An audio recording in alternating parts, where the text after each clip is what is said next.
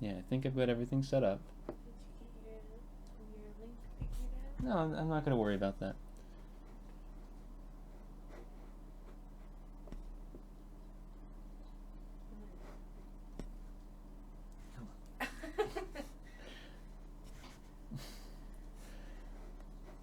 out? Okay, it says I'm live, so I'm going to be live now. Okay. Yeah, okay. Hooray! Yay. Okay. Making a moonwalk. I am making her moonwalk. And I can explain what's going on once people show up. I don't know who will or how many people will, but we'll find out. It'll be fun.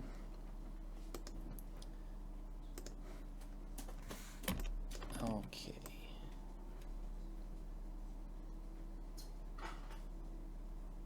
Could you grab me my laptop from over there? Yes. Thank you. You want to pour it all? No, just the. Well, actually, eventually I'll need the cord. Sure. Pour it all. Yeah. Okay. I have her stomping for these first two steps, but yeah, she's really stampy, but I want her to be stampy on this one too, and she isn't yet, so I have to fix that. There you go. Thank you.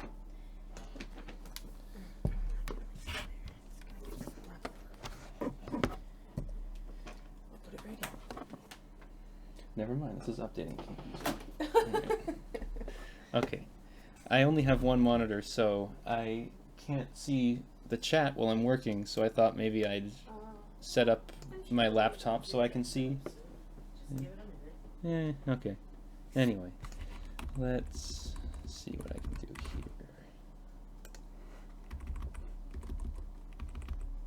here. Alright, so how did I have it here? Yeah, it's just a 1 or 2 frame distance between the height of the foot and then when it stomps down. So let's see if I can do that again here.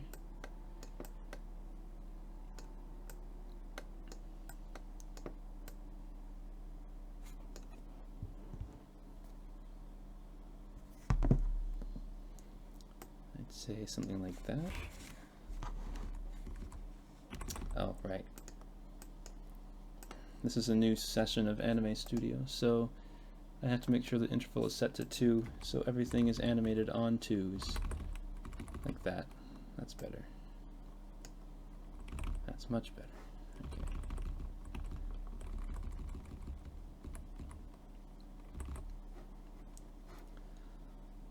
Let's do that. Bring this around a little bit too.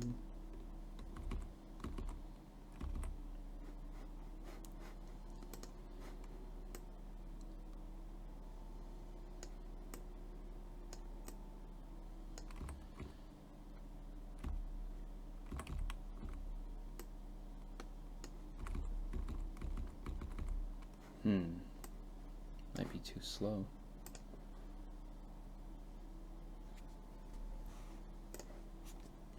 Interesting. Let's see.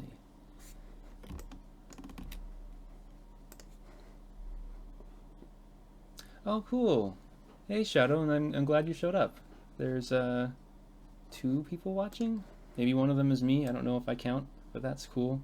I'm gonna try to get a chat window set up on a separate machine or something, so I can actually see what people are saying without having to switch windows. I only have one monitor right now.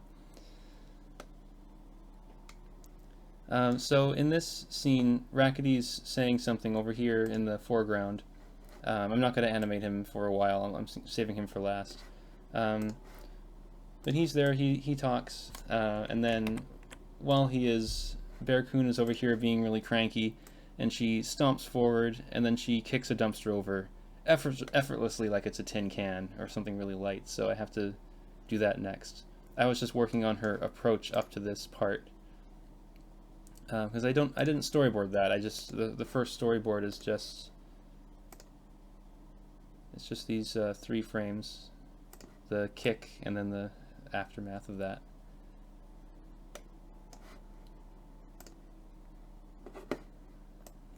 So I have to fill in the rest, and this is going to be fun because she turns around as she kicks, so you get this behind view of her. So I'm gonna have to shift around a lot of her body parts to make it look like her torso is turning. So that's gonna be fun. I wonder how easily I'll be able to do that.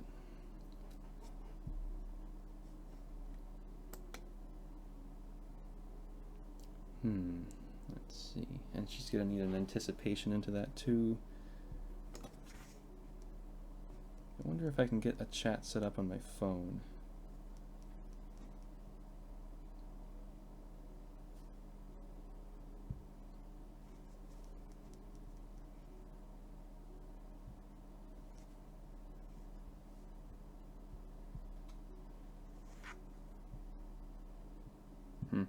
Maybe not.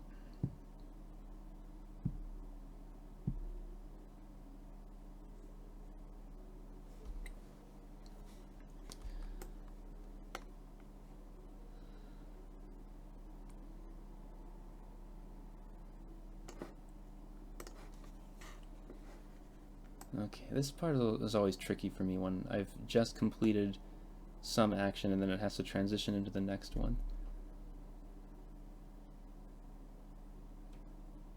So she goes into this kick. I guess really what I should do is just pose her into this kick first and then figure out how she gets from A to B. I'll just go pose to pose with this. So let's see, that foot stays planted.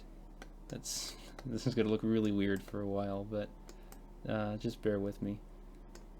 Okay, so I'm going to break her leg for a little bit and then fix it. See this, she has so many bones in her setup here that it's actually kind of difficult to know which one I'm clicking on. I should probably fix that. Color them differently or lock some of them. That could work. Okay, so there's the first leg needs to be there. And then let's see. Alright, that's her. Okay, and then her ears actually flip back up at this point.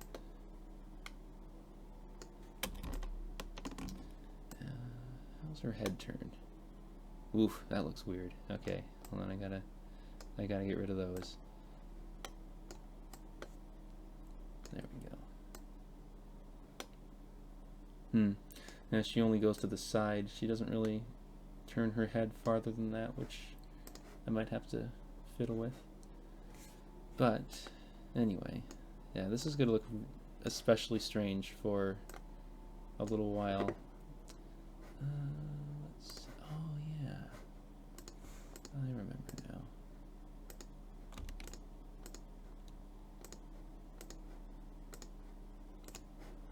You need to hide these bones. There we go. Okay.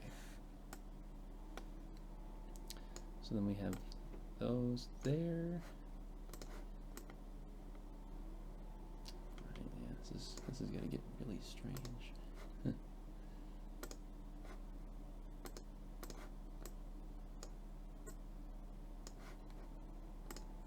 I'm gonna have to change some of the layer order here too. So her upper arm would be in front of her head at this point. There we go.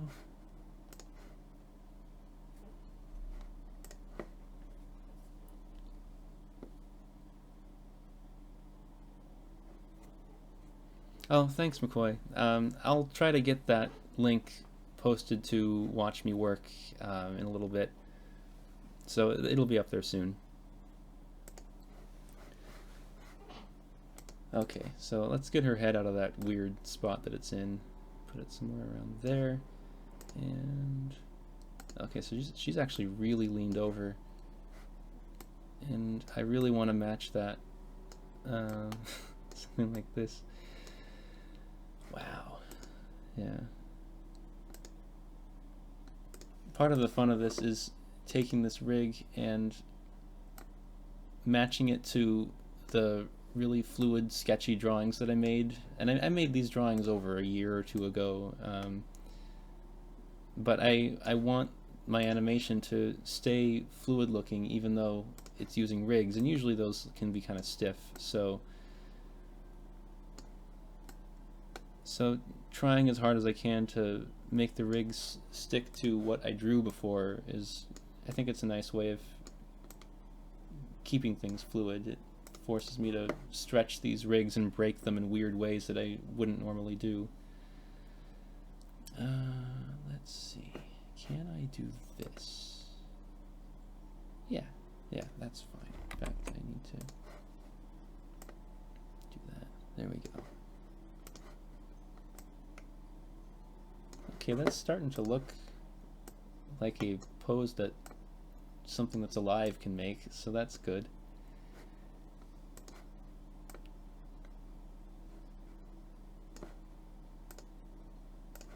Yeah, okay.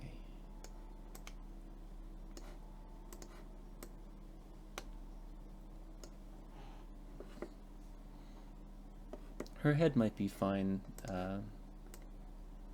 just only turning that much.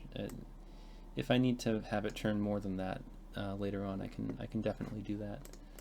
And then what? All right, her other arm needs to actually be hooked around the other way. So there. Yeah. Move her. Move these out a little bit.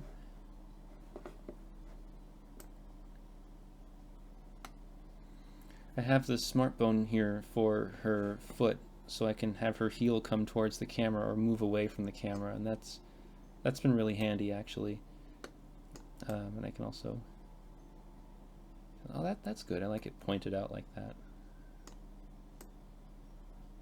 Okay. All right, and then this can do that. Yeah, this is gonna look. I have to fix some of my keyframes now. Head turn. Let's see.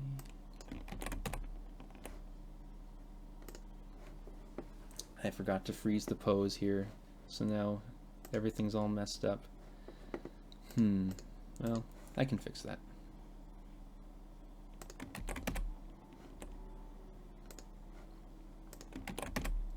There's probably going to be a lot of me muttering, oops, I can fix that, throughout this stream, because I'm doing a whole bunch of weird things right now. Let's see. Oh, that's okay. This should be fine. Take those. It looks like I froze the pose not too long ago, so I can just copy those frames over like that.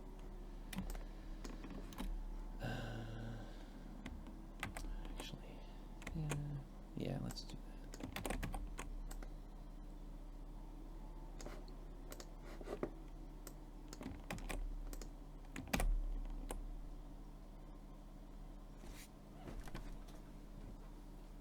Oh, good. I think I can get my laptop set up now. Just a moment.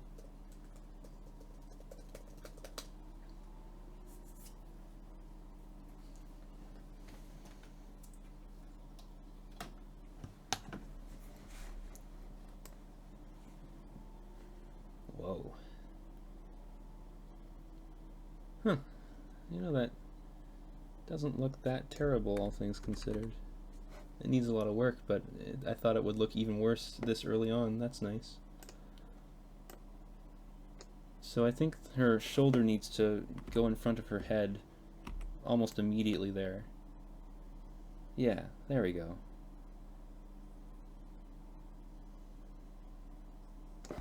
That's the problem. So this foot needs to actually stay planted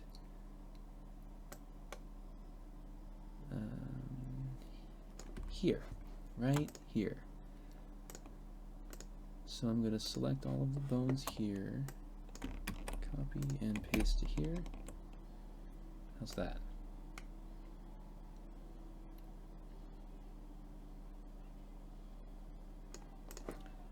Yeah, that should work for now.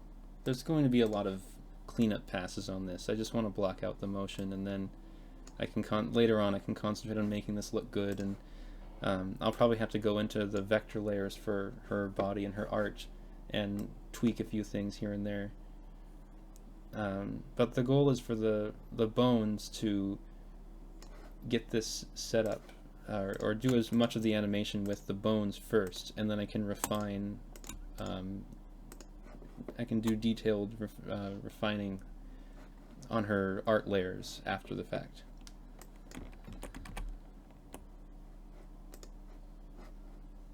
Okay, so she should really be bending down here, and this looks strange.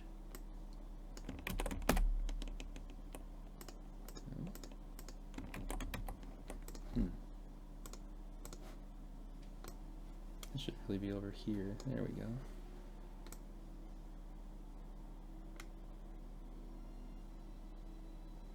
And she needs an anticipation for this. She needs to wind up first and then do the kick. So that'll come next. I can just take these kicking frames and scoot them over.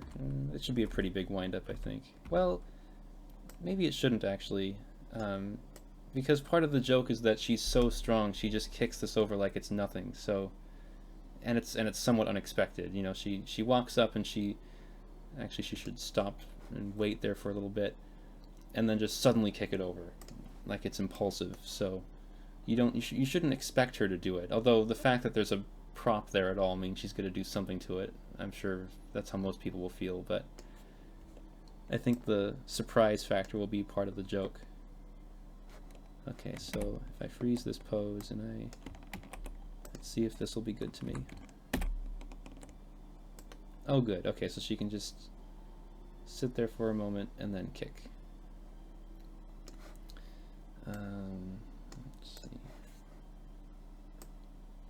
I'm going to have her kick a bit later into this. Something like that. Yeah, because she spends about 1.5 seconds or so, 2 seconds walking up, and then she kicks. Okay. Hold on. Okay, just a moment, everyone. I'm gonna set up a few things on my desk and make this a bit easier to see people's messages. Hold on.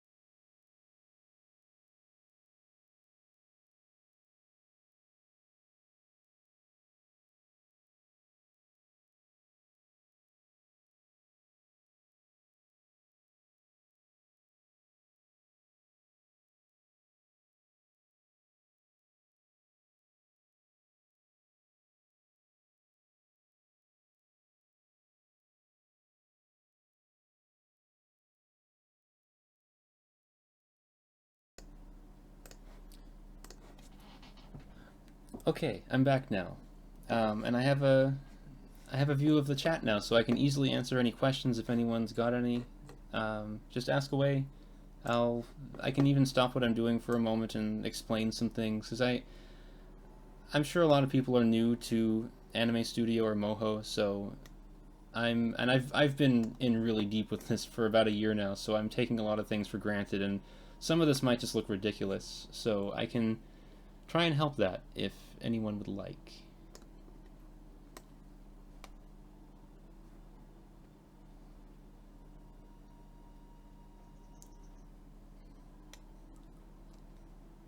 Right now I'm just working on this kick that Bearcoon does.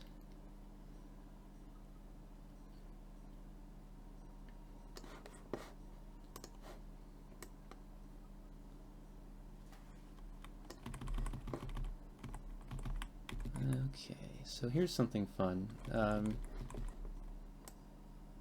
One of the key frameable properties in this are when you flip a bone horizontally or vertically. So this shoulder bone, I flipped it here so it faces to the right instead of the left, because it's been pointed the other way for the entire animation. And then on this frame, since frame 65, since I had the playhead there at that moment when I flipped it, it made a bone flip keyframe, which I believe is this one right here. So that actually works really well for that. I want it to be curved in that way, and then at the very top of the curve it flips. But then this arm looks really strange when it does that, so I think I'll just use the fact that the arm is behind her body almost completely here. I'll use that, and then I'll actually just do the bone flipping then. So then it comes out from behind her body and it's already flipped in that direction, and that looks a lot better.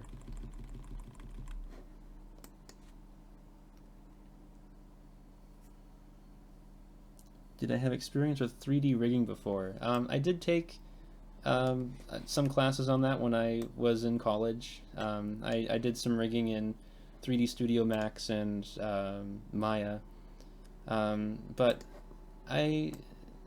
rigging there was pretty difficult for me at the time. I might be able to get a handle on it now if I tried, but I enjoyed 2D rigging or 2D animation in general a lot more, and 2D rigging really wasn't a thing back then. This was, what was this, in 2006 or so? I remember somebody mentioning a program called Moho where you could do all these shape warps and things, and it was sort of a 2D rigging thing, but nobody else was really using it. I think it was just mentioned in passing once, and then now, literally a decade later, I'm actually using it, and that's just funny that I encountered it so long ago, and it was like this foreshadowing event for me. I was using Flash at the time when somebody was talking about it.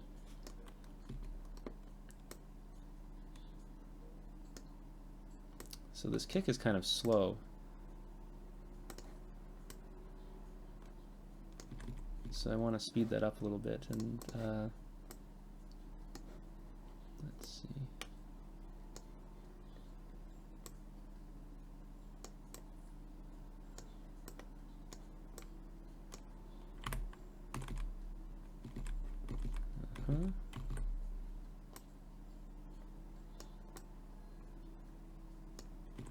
And I want there to be a nice snap to her foot going out like that.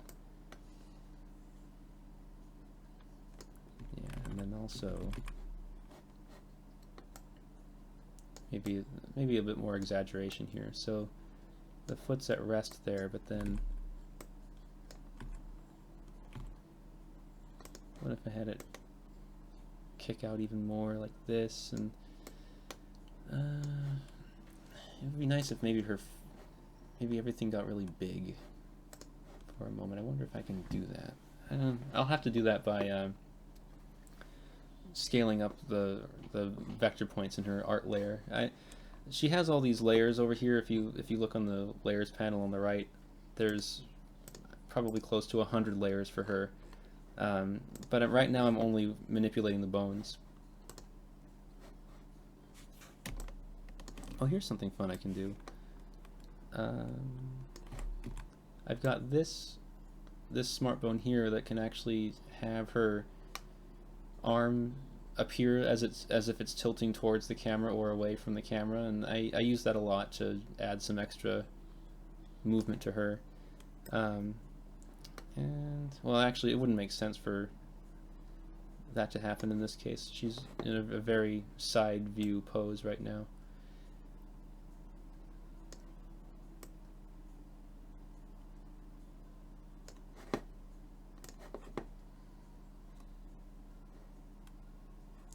Oh, that's a good question. I actually do just have the one character rig. If I go back over here, her face is going to look strange because I have a really weird mouth rig set up, but this is what she normally looks like. Well, here, let me render the scene.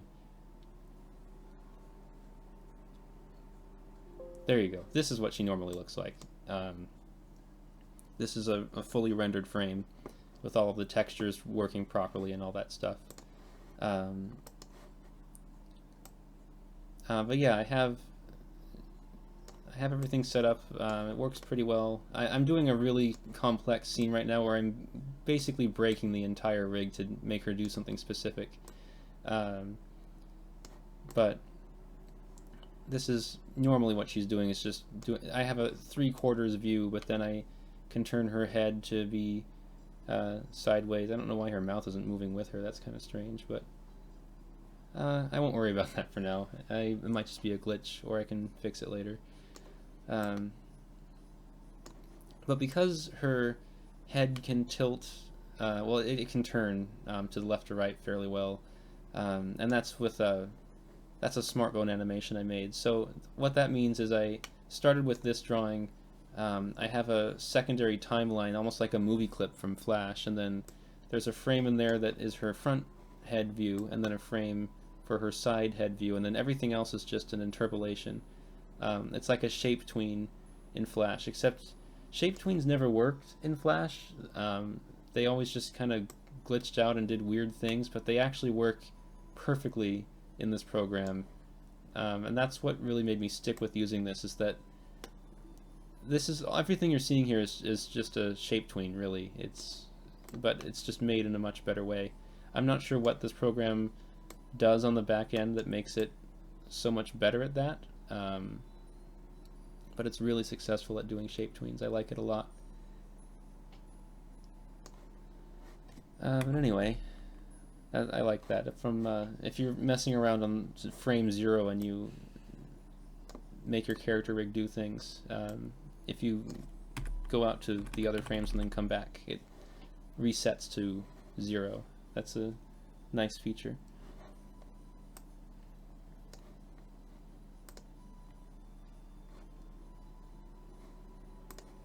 Okay, yeah, this is nice. So I made her foot stretch out a little bit and then go back down, and so I should do the rest of that.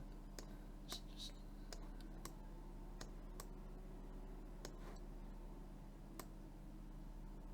try and exaggerate everything.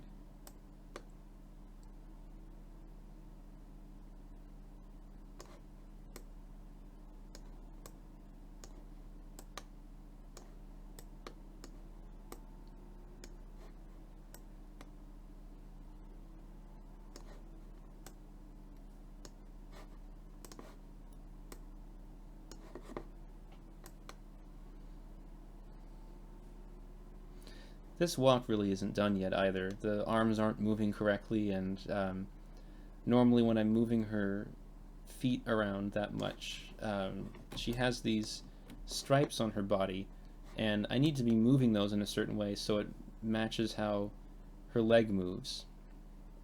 As I really want it to look like her hips are moving in the correct way, but that's usually the last thing that I do, because if I wanted to do that, then here, just to show you guys, if I go to, say, this frame here, I'd have to open up this folder, go into her body, find the stripes layer, and this is what actually controls her stripe art. So this bottom stripe here, it should actually move all the way over here, and I'll get this magnet tool that's easy to, this makes it easy to push the points around, so just warp it back over here like this. But then when her leg is back over here, then I would take the, let's just leave it there, and then it should just move with, yeah, it should move with her body like that. Don't know why it's moving on 1s when everything else is moving on 2s. That's a little strange, but here, let me try this. Oh, that's why. Okay. There we go. Yeah, I'll even move this forward a bit more. I guess I'll just do this part now, that way you guys can see part of what I do.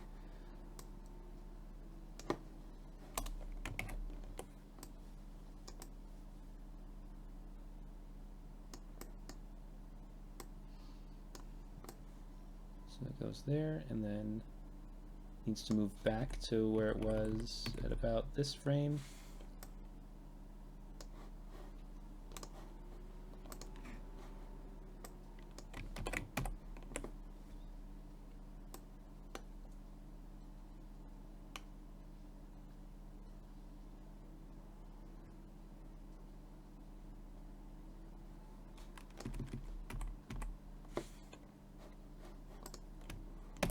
It looks like she doesn't have any pupils when I'm working here, but that's just how Anime Studio is, or Moho is rendering my project at the moment. If I render it, she actually does have her pupils. It's just she looks like a comic book character, I guess, like SWAT cats or something like that. So when she turns her torso around like this, she definitely needs to have her stripes move. To really sell the fact that she's turned like that. So I'll work on that, actually. Yeah, this one would be in a completely different position. Let's see if I can get this to work. Nice.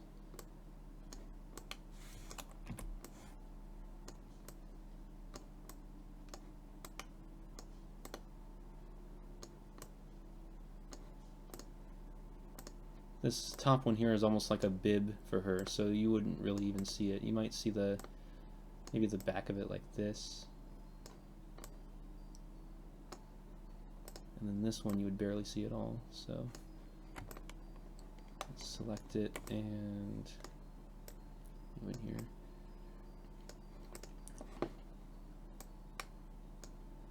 Same with this bottom one. The leg here is completely stretched out, so you might see the bottom of it a little bit here, and then it might come back up a bit.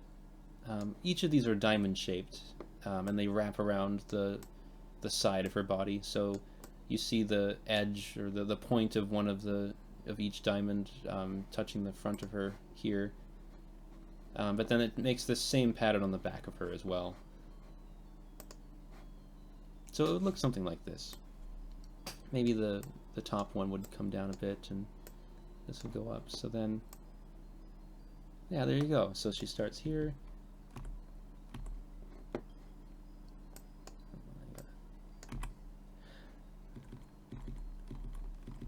Yeah, that's good. I think that works. So in this view, she's actually, I mean, you can't see much of her, but she's from the side, and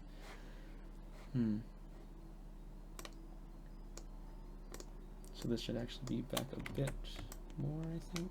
Yeah, we'll see. Oh, more comments. Oh, I wasn't looking. Hold on.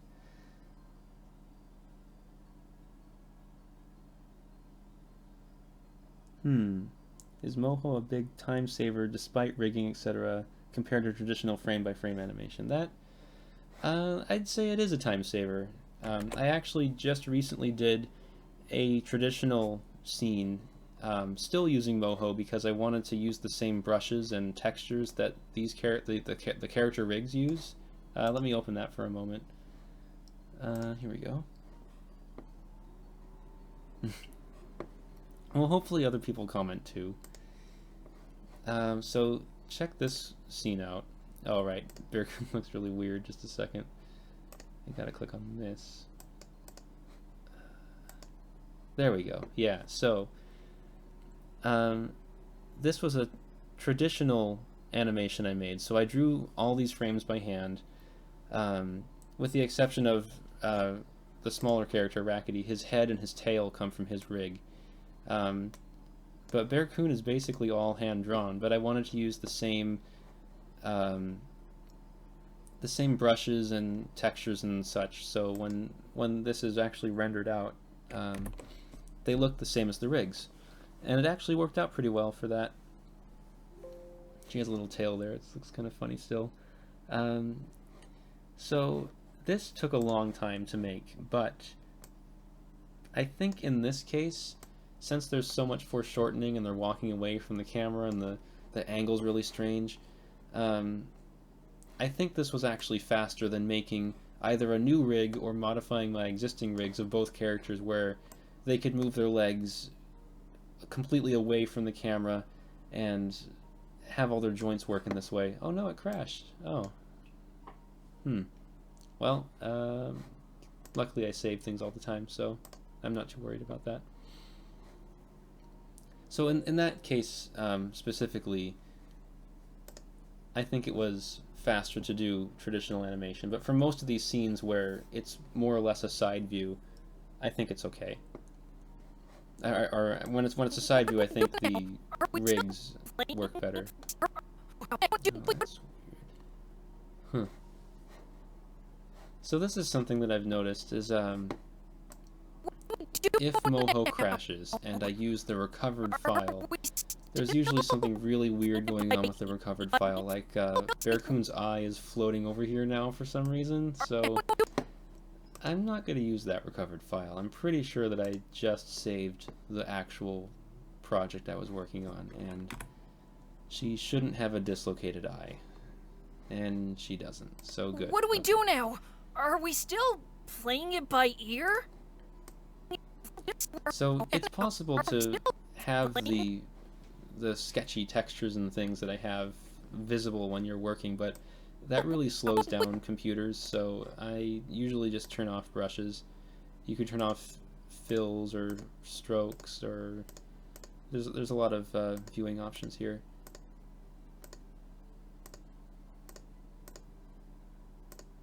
Maybe I should turn off shape effects too. That actually seems to keep her pupils visible too, so that's good. What do we do now? Are we still Are we still As far as how long it took me to set up each of these rigs, I have Rakitty's rig here. I'm just not worrying about him yet. The Rakitty rig was the first one I did. Let me open that briefly, just so you can see what's going on there. So this is Rakitty's rig. This is the first one I made, which probably wasn't a good idea to do this one first because he's on 4 legs, and that's really hard to set up with a rig. The front legs are fine, but the back legs can have a lot of problems. And you can see it's hard to get them to bend, the joints to bend in the right way. So I found ways to make it work, but it's tricky.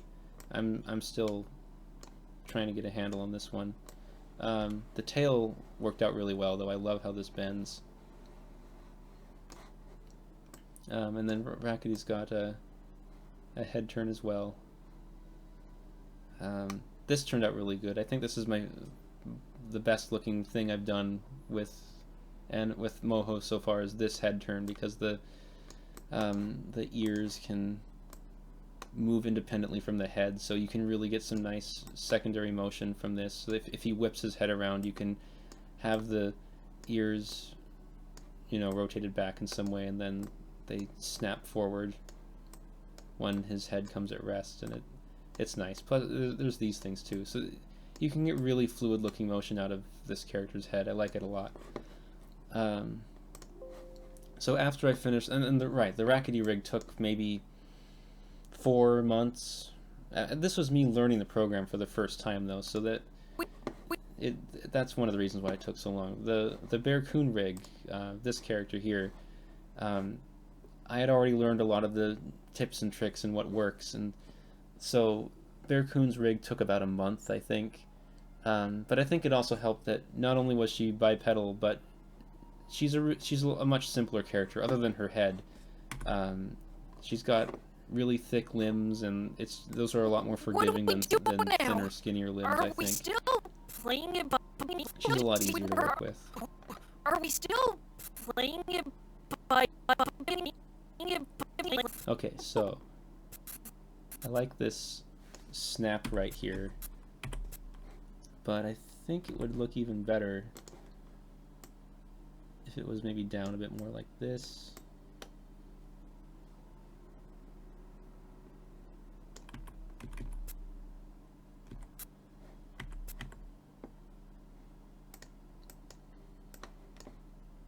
Have to make sure that the interval is set on 2s. That's part of the reason I think What do we do now? animating Are a we still rig in a playing digital it program by like ear? this on 2s, so it's not so smooth. Are we still I think that really helps it look like a traditional piece instead of something kind of fake and computer generated. Okay, so one other layer that I have going here is Are we still? I have some shading on Bearcoon. You might be able to see it if I do this. Yeah, these dark patches here, they normally go under her arm. So they need to actually follow her arm wherever it moves. And if she's doing something really crazy like this kick, where she flings her arm up in the air, I need to manually move those to follow her. So I'm going to do that now.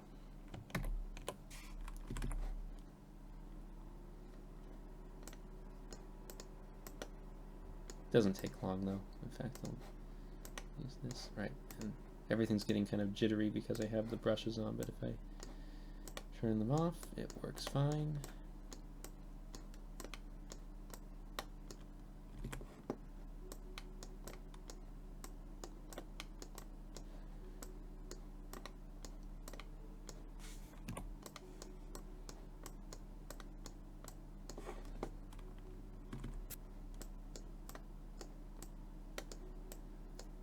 If my mouse clicking is too loud, let me know. I don't have a headset mic. I have a little desk mic that's probably too close to the mouse, so I can try to adjust that if it's too loud. Okay, that's good. That looks strange. Oh, I know why. There.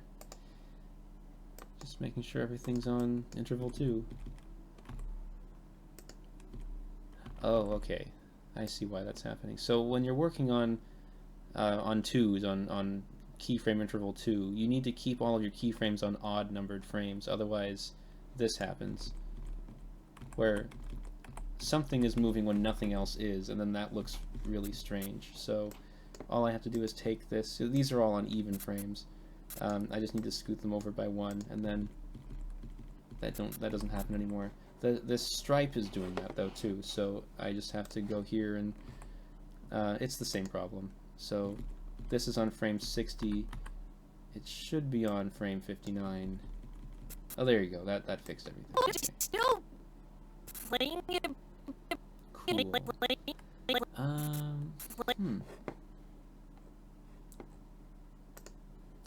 Her tail needs to move up to the front of her too. Right here. Needs to be in front of her body. Yeah, this is really great too. If you noticed, I changed the layer order, but that's something that can be animated over time. So on frame 61, I moved her tail layer to be above her body, and this program can keep track of that. That's really handy. And there's even a keyframe for it down here. You can see this data right here. This controls the layer order, so that I have a couple keyframes for that now, since the other two come from when I moved her shoulders around and her head. So this is her tail. It's really tiny. I always forget to draw it because it's so small, and it's important that she has it, but if she didn't have it, it really wouldn't be a big deal. But I always forget that it's there. So I'm just gonna make a small little adjustment there on the vectors, and Okay, let's stick it out there. Yeah, that's good.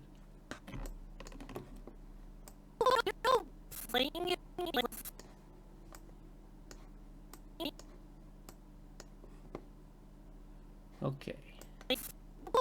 Eventually I'm going to have to animate this dumpster flying around too, and that kind of goes back to that question of should I make nice vector art of this and you know, should I make a rig of a dumpster turning around and being flipped over, or should I just draw it? And I think I should just draw it. There's not going to be that many frames of it.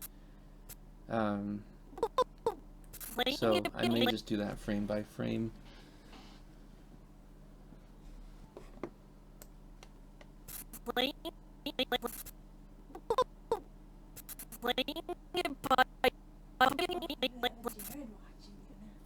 Oh, cool. Okay. So how many people are actually watching this right now? I can see the chat, but I can't really see how many. Oh, 7 people. Wow, I'm so popular. That's cool. I didn't think that many people would be watching me.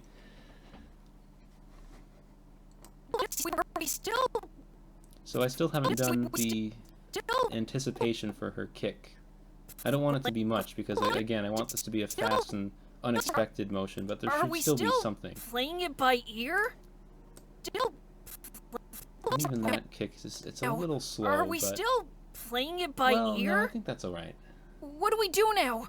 Are we Right, still the walk is still playing not it by quite finished. ear? Alright, let's see what I can do with the anticipation. Oh yeah, can't I? Yeah, there you go. I can zoom in on the timeline so the keyframes get bigger. That's handy. I like doing that. Okay, so maybe just... how does this look when she slows into it? Playing it by oh, ear? Yeah, that just looks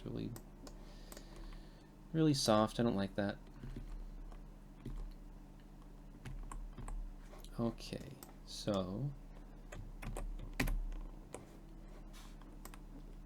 how would she how would she do the opposite motion into this? And she would have to duck down. Maybe launch that foot back.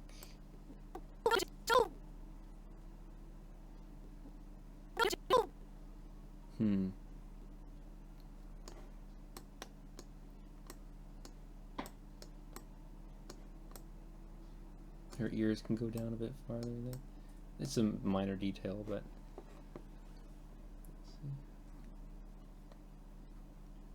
Hi, Robert. I also think this program is amazing. It's really fun. And if you have questions about it, I can show you some stuff. Just let me know. I can stop and demonstrate a few things if anything that's really interesting or confusing. What should her arms do? They're about to fly up that way, so... Oh, right. See, This is something that my wife and I talked about earlier. In my sketch, I have her dragging her knuckles along the ground, so she kind of has this stylized look of her arms bending backwards slightly, and that works fine for a sketch. But then I made her rig do it, and it doesn't quite work as well, especially if it goes back that far. So that was something I was going to do, is probably flip these arms back so her elbow's bending the right way. Or at the very least, just barely bend it, just that much. But it works if you are sketching it and it's this one smooth shape. But because her rig has a very obvious joint built in, and I even have little tufts right here, little tufts of fur, it doesn't really work. So maybe I shouldn't do that, or I should just animate them the correct way with the bones, and then later on I can go in and I can just adjust the art itself to be bent back slightly. I mean, I could just do it like this, where I take this and, you know, bend it back that way and do something like that. You have her arms super round in that Yeah. silly dance. Yeah, the silly dance she does. Yeah. I mean, I don't know how hard it was for you to make it curve that way, but just so that it's not like Mm. a bone and then a joint and then a bone. Yeah. I mean, I think it'll look fine as long as it's not clearly an elbow that's clearly bending the wrong way. Right. Yeah. There's a scene that I did already that looks like that. I don't remember which one it was. Hold on. Yeah, in the thumbnail where she's doing this funny little dance. It's 41, was it? Okay. Yeah. Check this out. This is in After Effects. So this is a dance I made her do, and this was a case of I bent her arms to some degree with the bones, but then I made a really smooth curve by bending the vector art itself afterwards. So that's how she got this kind of funny orangutan monkey thing going on. And this was definitely a case where I sketched it that way first, and it was really loose, and I really liked it, and so I just destroyed the rig and willed it to do exactly what I wanted it to do, and it worked out. So I'm gonna have to do the same thing here, I think, just to a lesser degree. So there you go. She's even bending her arms backwards a little bit here. Right, and then she goes into that. Okay, so this is one of my favorite animations of hers. I'm really excited for this to be in the film. This is her victory dance. So, now let's see if I can get that kind of smooth motion going in here too.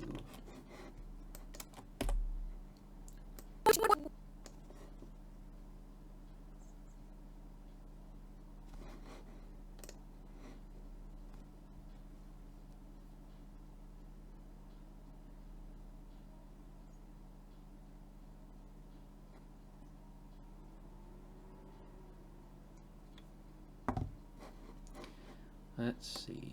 What do we do now? I'm gonna fill time a lot with little isms like so and let's see and since I don't really live stream ever, so I'm not used to it. Are we still playing it? We still. I just don't know what to do to fill time when people are watching. So I'm not gonna talk all the time, but if there's something going on, I'll try and make it a bit explainy, so it's sort of a tutorial where I don't have to do any work and go out of my way to make it a tutorial. I mean, I actually really like showing off how things work and explaining stuff, but I want to explain as I work just enough so this can sort of be a 8-hour tutorial once it's posted, assuming I go that long. We'll see. I'd like to. Right, so her arms are bending backwards there, but they probably shouldn't. Okay, this whole arm thing I have to go back to the root of the problem and just flip them back the way they're supposed to be. So now she has regular living animal arms, not alien arms. So, oh yeah, here's something that, so when I first made her rig, I decided that when she moves her arm up, there should be a built-in smart bone action where part of her body morphs to kind of move with that, so the arm always looks connected. But that's kind of backfiring right now. She's got a weird shoulder. So, it's easy to fix if I need to, but that's just something that I'm dealing with now.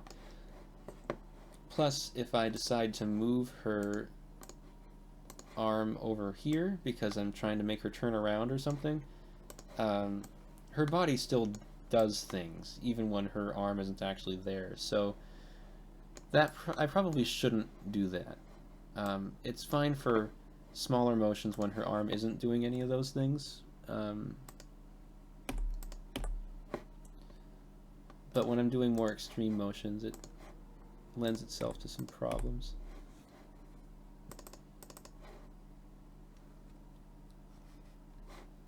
Oh good, I'm glad I'm doing fine. Okay, anyway. This arm is fixed. This one is not, so I'll flip that one over. What do we do now? She kind Are of we looks like a still zombie now, that's funny. Playing it, Yeah, but okay. That looks really silly. That's not what I wanted to do, but it looks silly.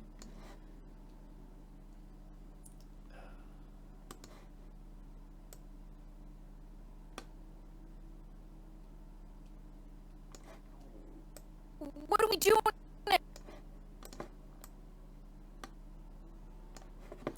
Okay, let's figure this out.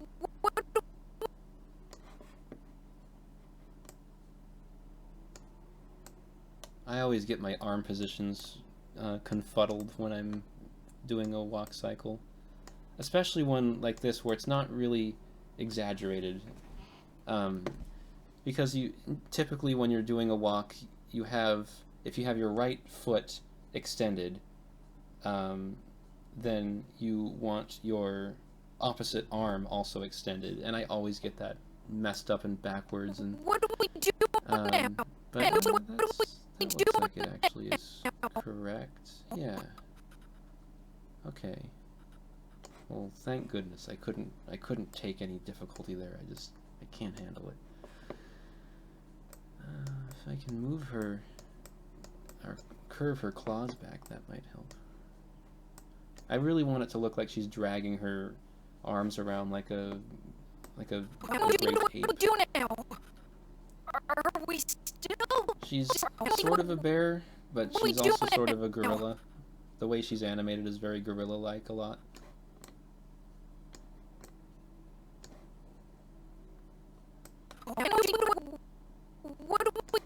That goes back too far. Whoa.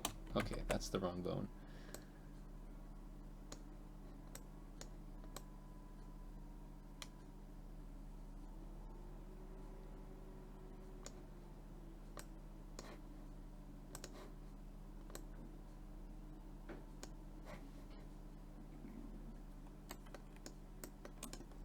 Gotta make sure to keep my frames on odd-numbered, or my keyframes on odd-numbered frames, like I was saying earlier, because if I don't do that, the animating on twos effect goes away. Oh, that's interesting. Hold on. Yeah, I like the way these claws are curved here, so I actually want to keep them that way from the beginning. There we go. What do now? Are we still?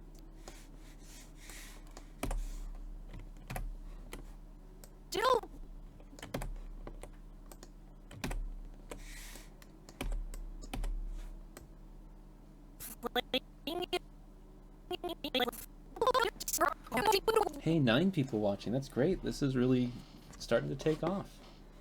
I'm used to, you know, maybe 2 people. What do we 3, do now? so Are we still that's really encouraging. I'm glad everybody showed up. playing?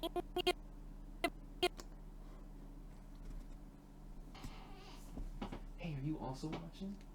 I was checking in to see what you were doing. Oh, okay. You can just come over here. I know, but I was working on my drawing and Oh, I just okay. wanted to peek. I see. What do we My do wife now? is over in the other side of the room working on some art. What do And even though I'm right here, she actually has the stream open on her laptop. So I guess she's one of the 9 people. So, okay. I was curious. Well, okay. I mean, you can just come over here, but that's good. That's good. You should artificially inflate my view count, and then maybe YouTube Analytics still will feature my work or something. So that's good.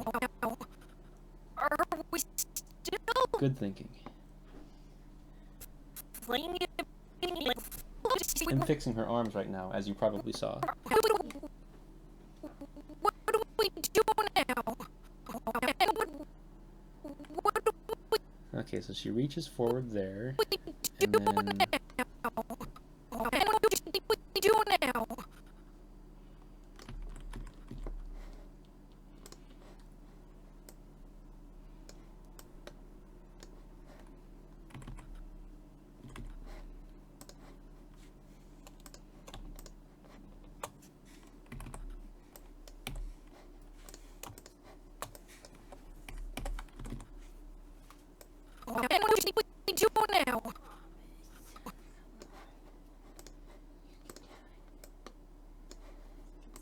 Now. What do we do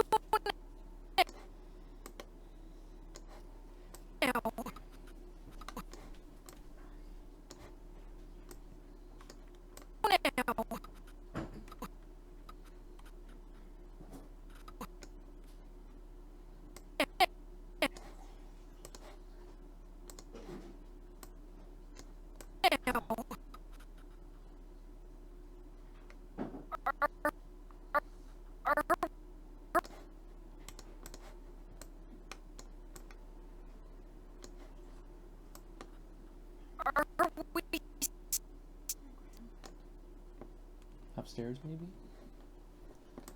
Oh, he's in this corner. He's being a corner now. I don't think her head should be tilted down that much. Usually her head isn't so low, but since she looks so defeated and kind of sulky here, I wanted to make sure that the rig did that. So I actually moved her head much farther down.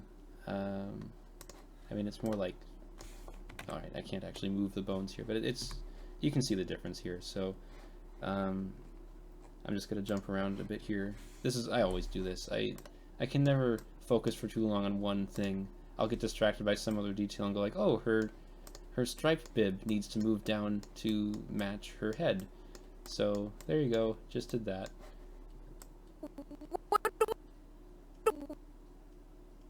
Now, are we still? Gotta do that here, too.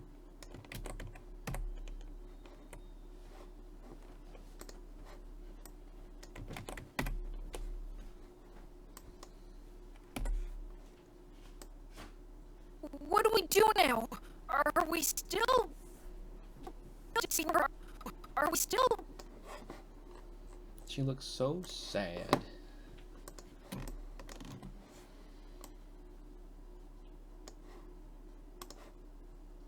Well, maybe not sad. I'm going for kind of grumpy. Just not having any of your crap anymore, that kind of thing. Still? Yeah, she's tired of the patriarchy.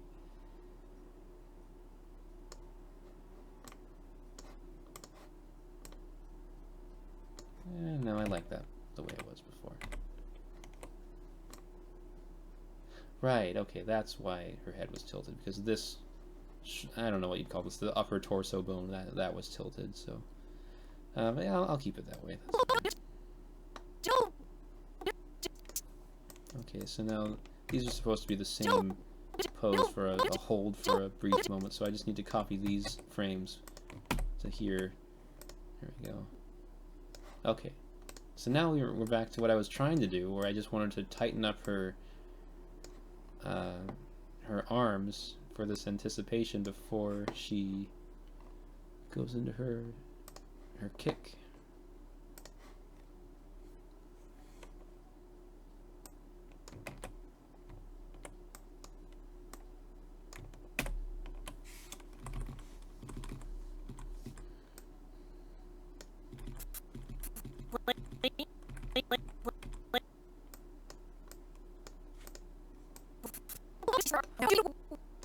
Okay, how are we doing now?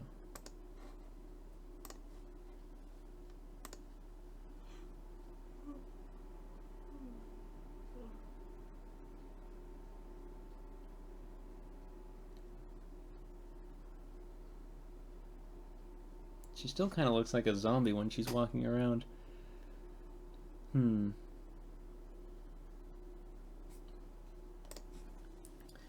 Oh, hi Matt. I'd say the rig is...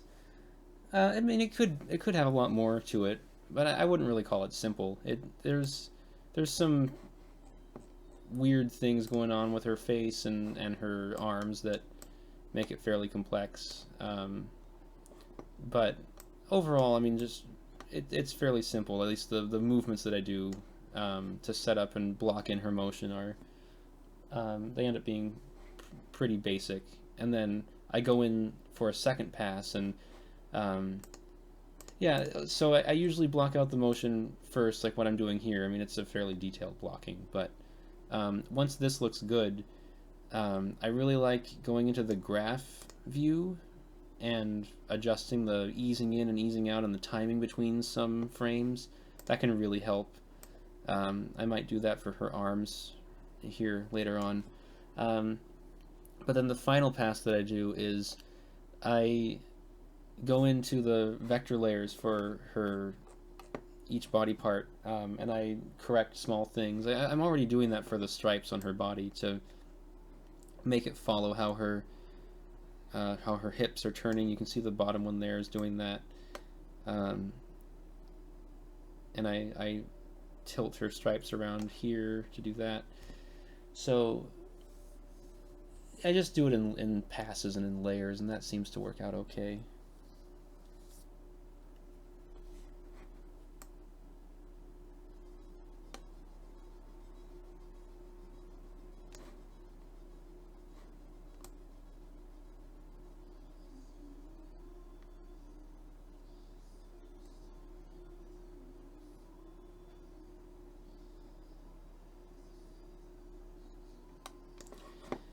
Why does she still kind of look like a zombie here? Well, maybe I should just do that curved arm look now and keep it at that. That means I need to keep her forearm very straight and just have her just swing back and forth like this a little bit. But then after I do that, curve it like what you see in the sketch behind her.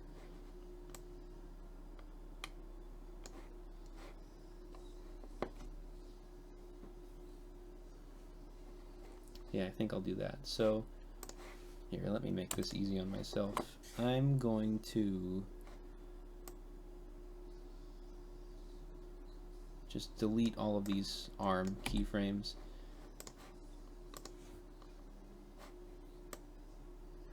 And I have a bone constraint here on her forearm, so I can't bend her elbow backwards and break her arm. That comes in handy for these. I actually try not to use bone constraints or angle constraints that often because sometimes they get in the way. If I actually want to deliberately do some kind of strange motion, even just for one frame in the middle of a really fast action, it actually looks better if you break the joint in some way. You'll do that in traditional animation too. Just draw it that way for a weird smear effect or something. And I'll want to do that with the rig, but with a angle constraint in place that can kind of mess with that. I think on Rakitty's rig here, well, you know, pretend his rig is right here. I think on his upper or on his front arms, I had an angle constraint on the shoulder because I was thinking about it like a cat, and a cat can't raise its arm all the way up above its body like a human can. The joint is locked more in place and it works differently than a human would. But Rakitty spends most of his time on two legs, and he moves his front arms around like a human would, and he emotes a lot. So actually having an angle constraint on the shoulder really hurts his animation. So I always remove it when he goes biped. But if for walk cycles with him, it works fine. Anyway, I'll get back to this.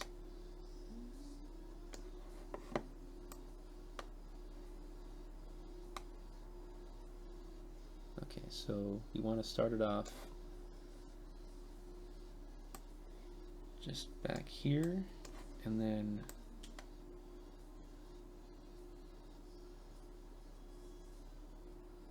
oh, that's what it needs to be there. There we go.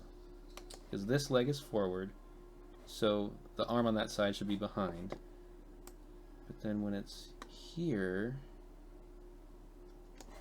I actually need to have it like this.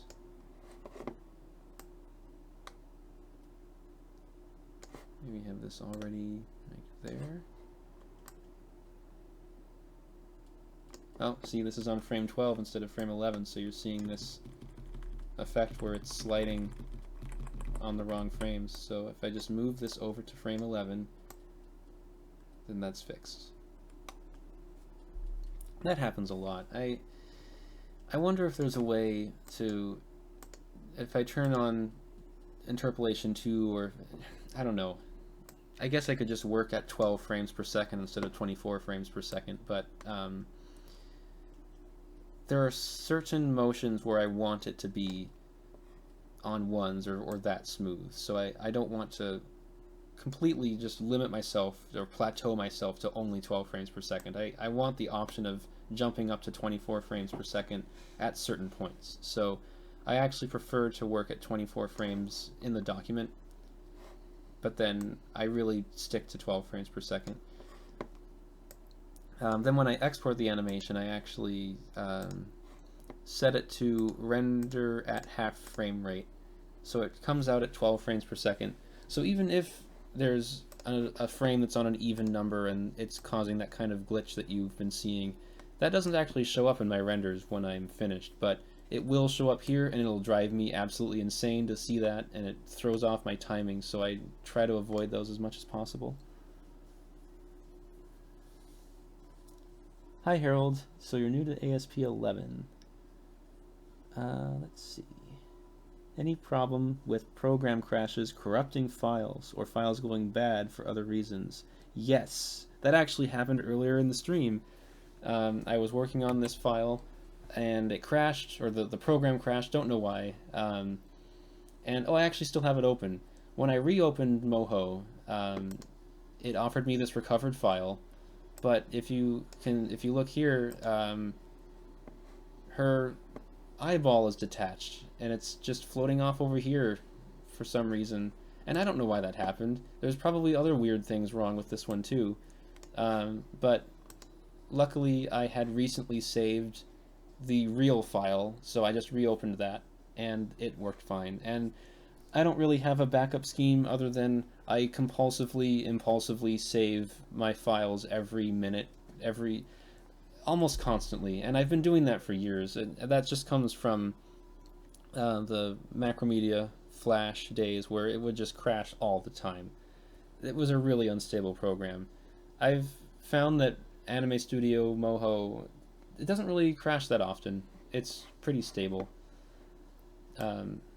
especially compared to Flash, but losing so many projects to Flash just taught me to save all the time. I don't even think about it, and sometimes that's even a problem where if I'm messing around with a file, and I don't necessarily want to save what I'm doing, but then I just accidentally hit Control S. I hit Control S without even thinking about it, and then I've accidentally saved the thing I don't want to. But that happens far less often than me saving when not saving when I wish I would have. So I'm okay with that trade-off.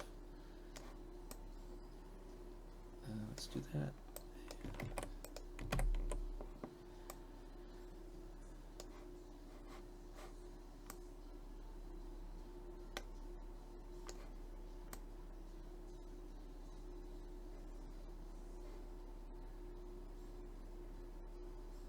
Did I move her? Did I move this bone? Maybe I did. Oh, I did. Okay.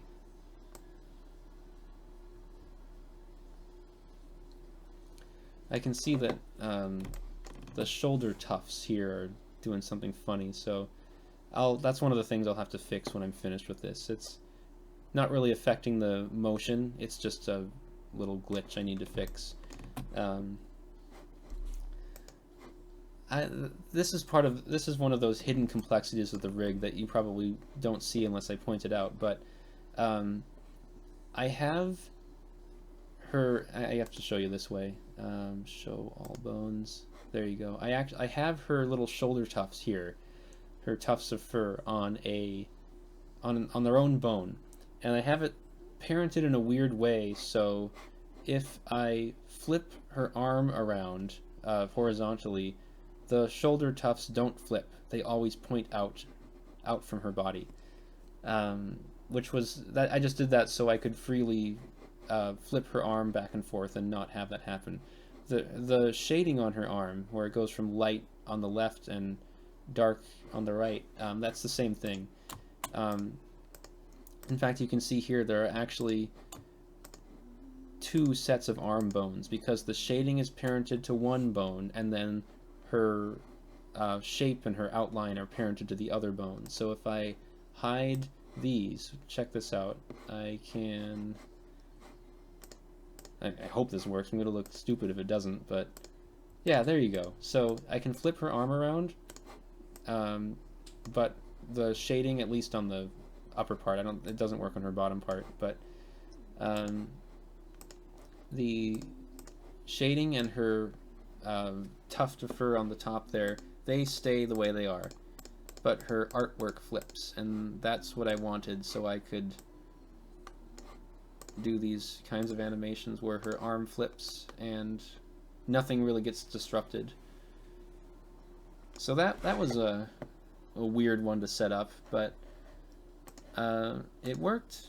I mean, except for the fact that this tuft here is weird, but I can fix that later. So there you go. I always keep those bones hidden. I don't need to see them ever. So I'm just going to do that again. And do I keep a file to a scene or two in order to keep files smaller? Yes, I do.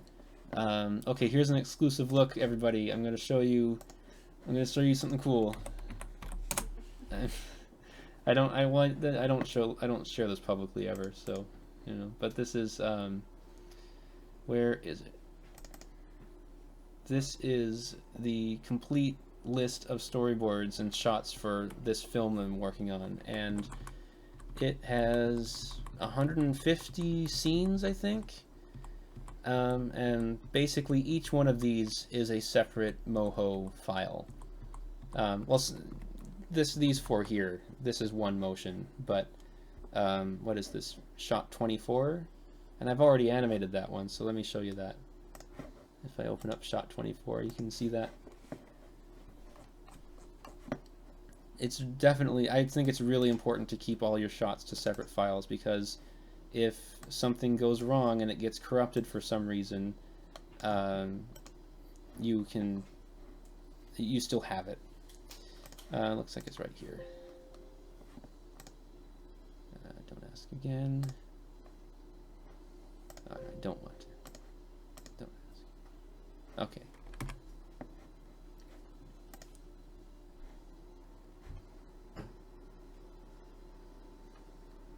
Yeah, so this is a scene where she lifts up a log and they start playing their match of tennis with a tree, so it's called Treenis, or Trennis. I always forget. But Trennis, right? It's Trennis? We decided it was Trennis?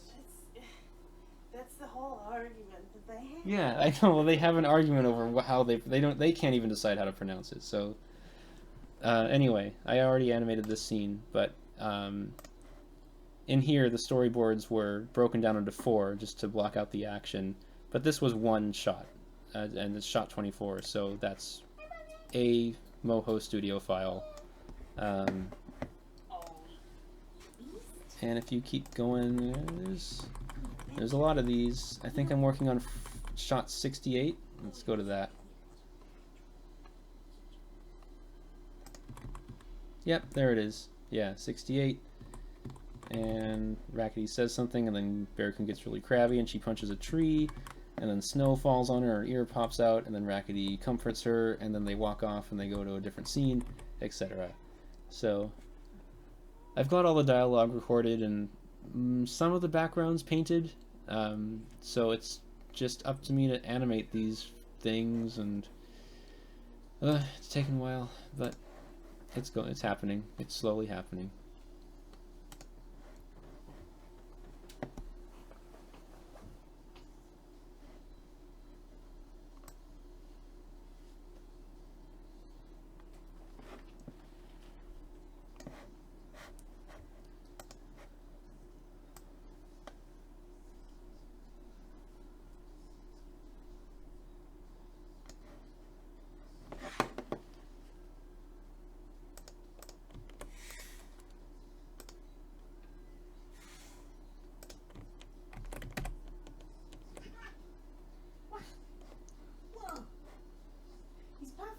Mm.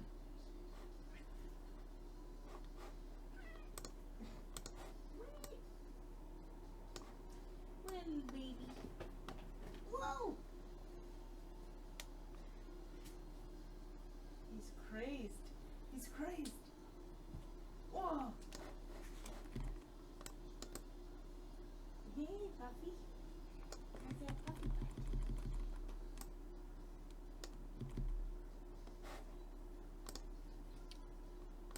I wonder if the arm should... Oh, yeah, that might work. Yeah.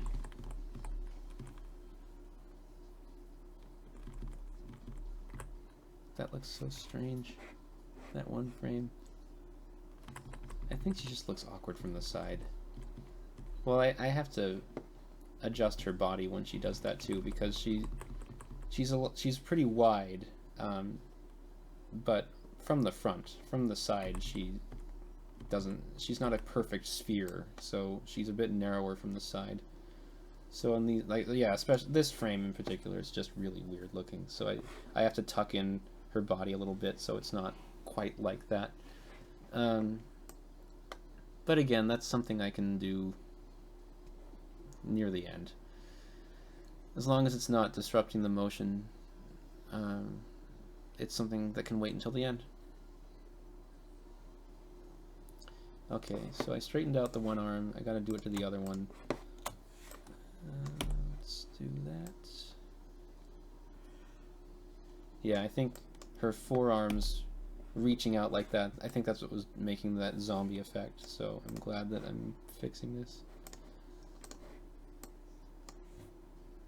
Although I guess you could say this is also sort of a zombie thing, but it's more, if she's gonna have a zombie walk, I want it to be this kind of zombie walk, because she's supposed to be just kind of defeated and fed up right now, so she's just sulking around. Okay, so that arm should be out like that, and then here it should be out a little more.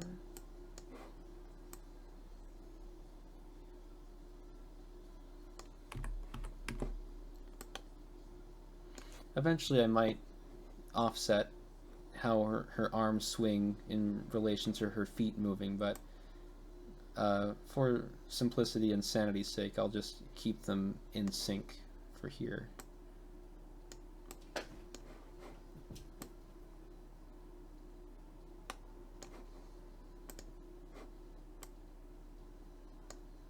Yeah, that's starting to look pretty good.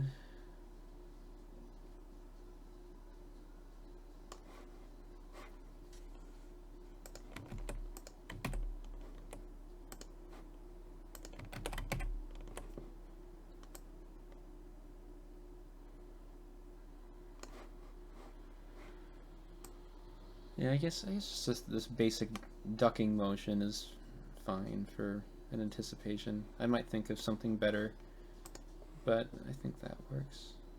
Okay, so let's do this. Let's do that curving I was talking about. See if I can get that to look good.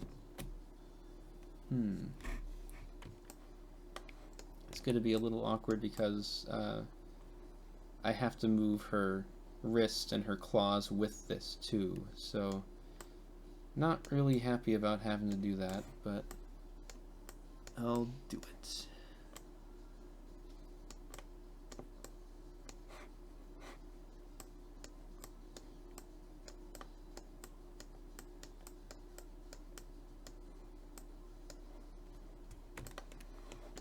I should curve this just a little more. I mean, if you're gonna do it, you should definitely just own up to it and do this so it looks... You want people to tell that you did it in the first place. Okay, and how about her upper arm?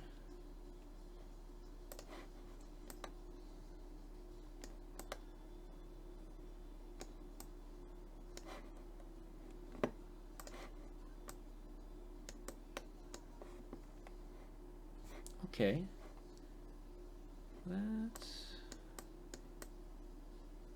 starting to work. What is the easiest way that I can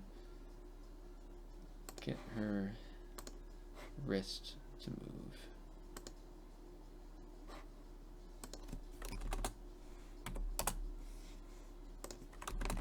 Sometimes if I'm trying to reach a bone and move it, and it's covered by too many other bones to actually get to the moving node for, I just manually type in a position to scoot it out of the way, and then I can click at it. Oh, there we go. That's good. Now to really sell this, I wonder if I can...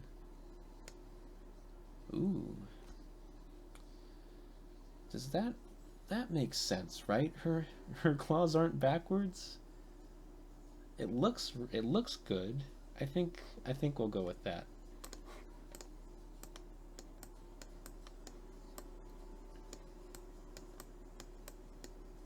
Yeah, that's nice. That's a nice smooth arc. That I like how there's this curve for her arm, and then the fingers follow that. Claws, fingers, whatever you want to call them. They're the same thing. I just better be sure not to do this, because that's gonna get all sorts of messed up since I changed her art, and this transition here is based on her default vector positions for that arm. So as long as I don't do this foreshortening bone, which I shouldn't have to, then we can get away with this. It'll be our little secret. Yeah, that's fine. Okay.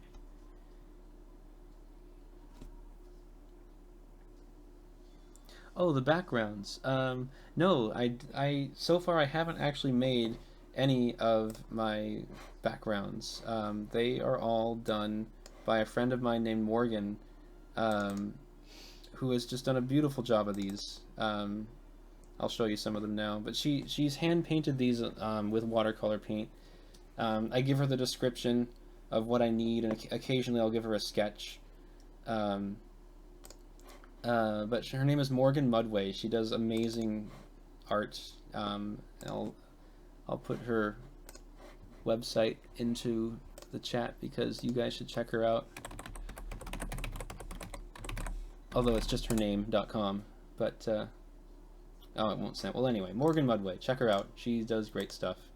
I like this one too. There's this nightmare that Bearcoon has while she's dreaming. So there's this desolate land that she painted for that, and I really wanted to focus on the seasons changing throughout the video because that's part of the plot. So there are some more wintry scenes here, and my plan for these is these are just generic enough where I can use these for a variety of shots within that scene. Just by zooming into different parts. So I'm planning on reusing these because I mean, I commissioned her to paint these, and these add up pretty quickly, and so I can't afford to have her paint every single background. But I can have her paint the key art ones, and go with that. And my wife and I will probably be painting some ourselves as well. But that's how I'm handling the backgrounds. And I've got a sample scene of about 5 or 6 shots that I animated completely, and then I added the backgrounds on top of them. And so this kind of character art with this textural look to it on top of those backgrounds looks really, really nice. I think I'm really happy with how the art of this is coming along, the art style. But if I were going to paint my own backgrounds, I probably wouldn't make them in Moho. I'd want to either paint them by hand or paint them in Manga Studio or Photoshop or something.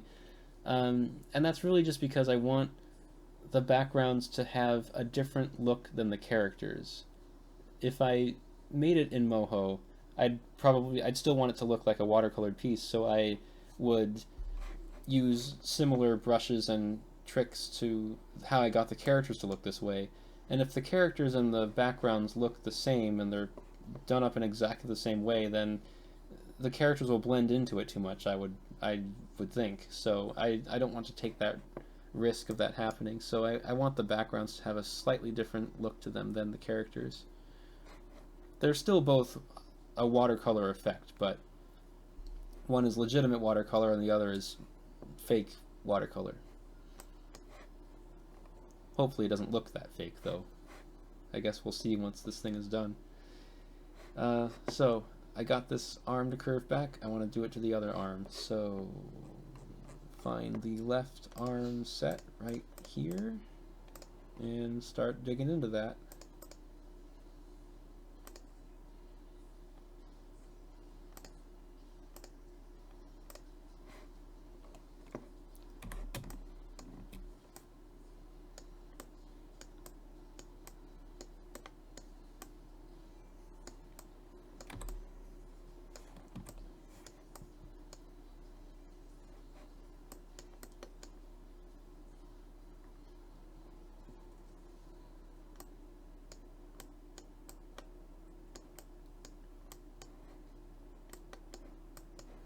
This arm isn't quite as important to do this with, though, because most of the time it's hidden behind her body. but I still want to have that look to it.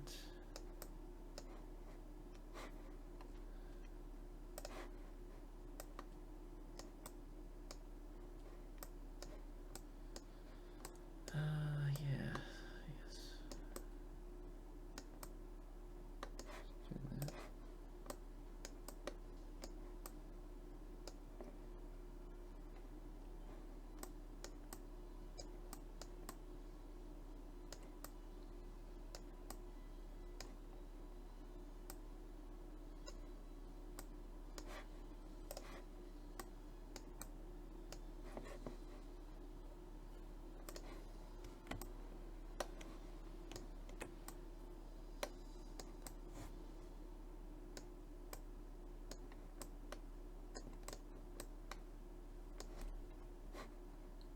Maybe I should hide her body so I can see what's going on here.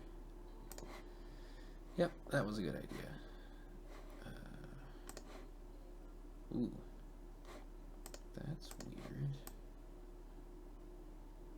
Oh, okay. I got really confused here for a second.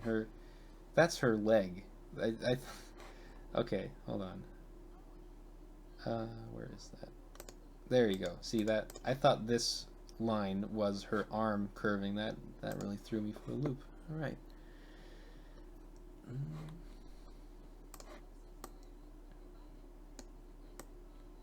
Whoa, what is going on here?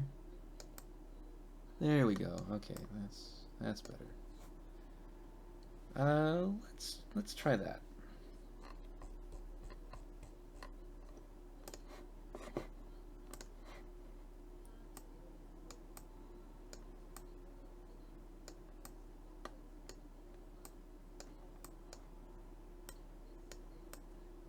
Okay. I wonder if I curve this enough. Oh, her claws are doing something funny now. Oh.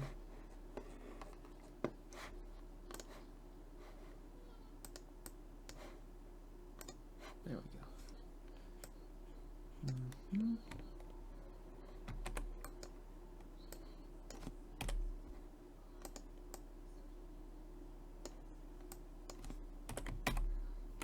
There.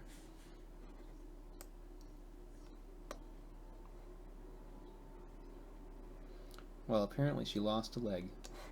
I still have that hidden. Yeah, okay. Try not to panic when something like that happens. Oh, and I may as well just hide this wrist layer that I have for when her arm comes forward, because I don't need it. She's not moving her wrist in that way any time soon in this scene, so... In fact, I don't think she does at all in this scene. Okay. I actually do need to fix her upper torso bone there. It's making her look like she has a hunchback, and she doesn't exactly have that. Just want to do that.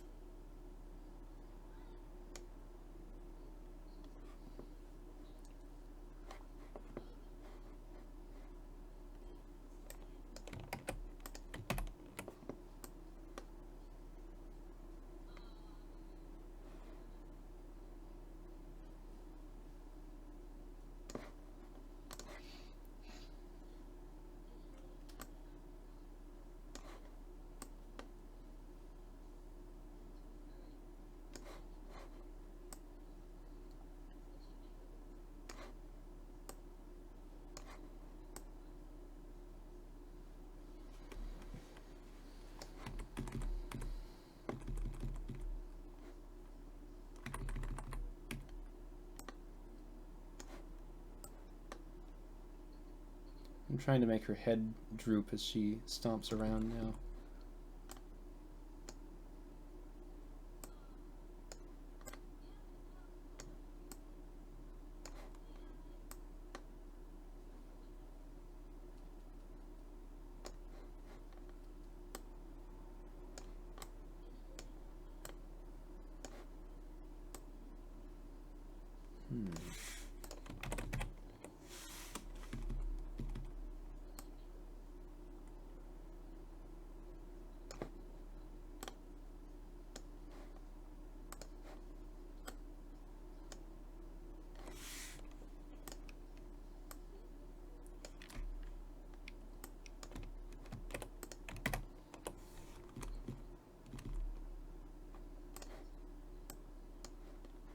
I wonder if she should turn her head a little bit.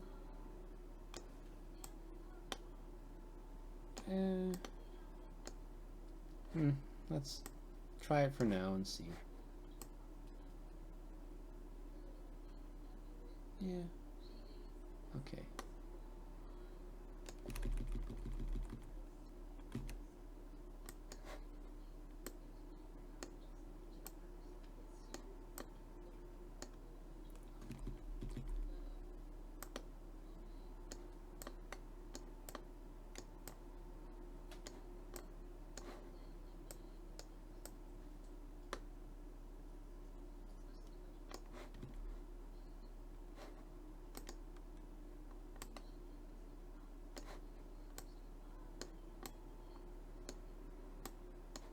See, now I'm just switching around to doing something very detailed when I don't think I'm finished with enough to really warrant doing this, but it's fun. I just want to. I really want her ears to flop around as she stomps, and I'm going to do that part now. It's your project. You'll do it. Yeah, I'll do what I want. If I want to make her ears flop earlier than you probably should, then whatever. Fine. I spent a long time rigging these ears to make them floppable, so I'm going to make them flop.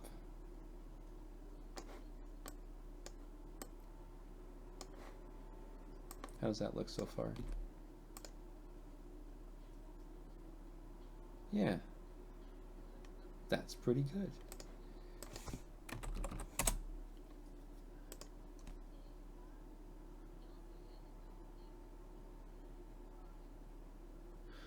Maybe I should work on her facial expression next.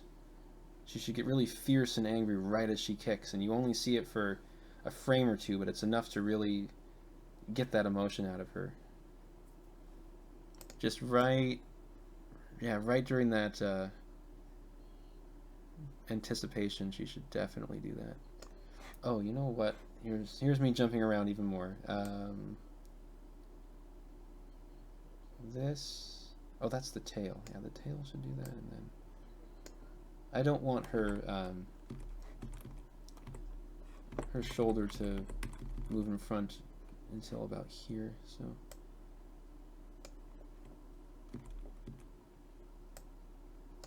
There we go.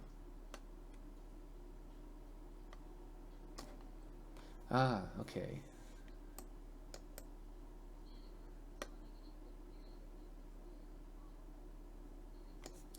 So right when she starts actually bending her arms, I need to fix this natural curve that I put in.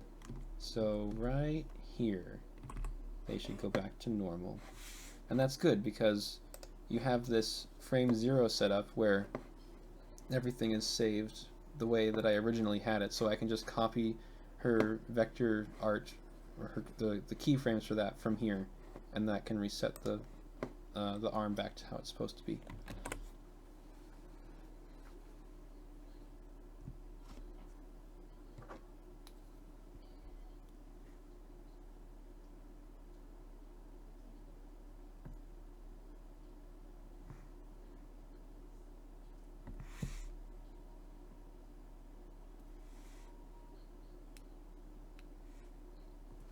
I'll be back in a moment. I just have to take care of something.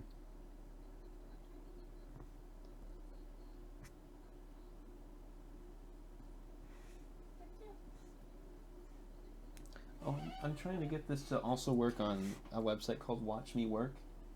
So I'm going to try and get that.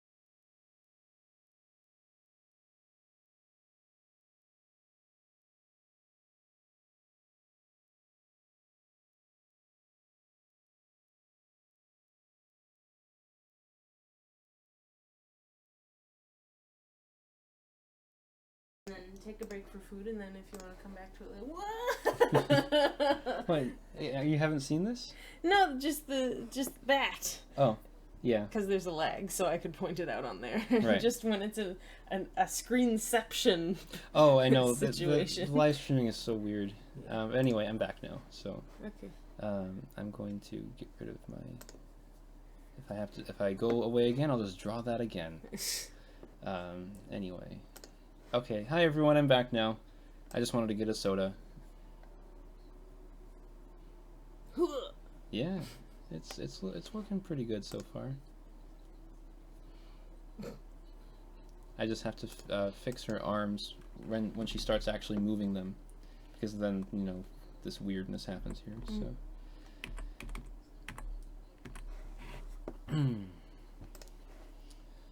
So, freeze pose. That's such a good keyframe, freeze pose. It just gives you a keyframe on everything that's movable and animatable on the layer you have selected. It's nice. I like it. Okay, so go there. Take these.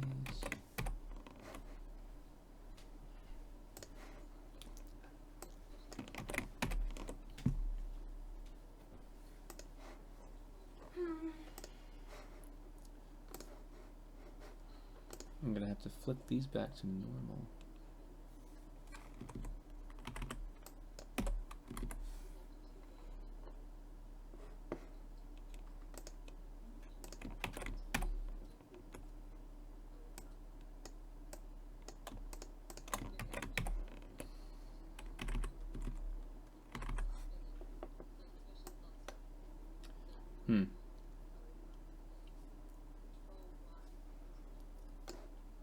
I guess she just turns her wrist around really fast. You can't even see it. One frame. Sure. That works. I will say that's not a problem and hope that's true.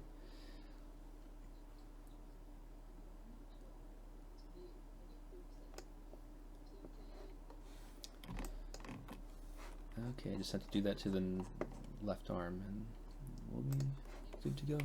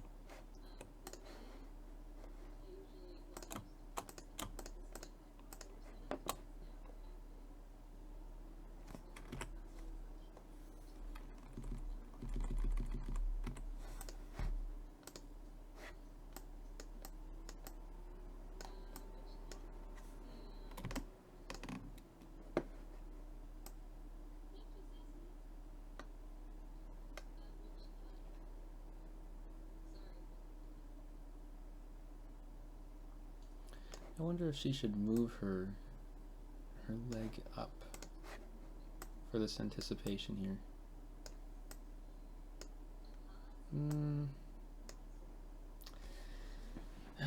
Maybe, but then if she does that, she's got to lean forward to balance herself, which actually maybe she should do. So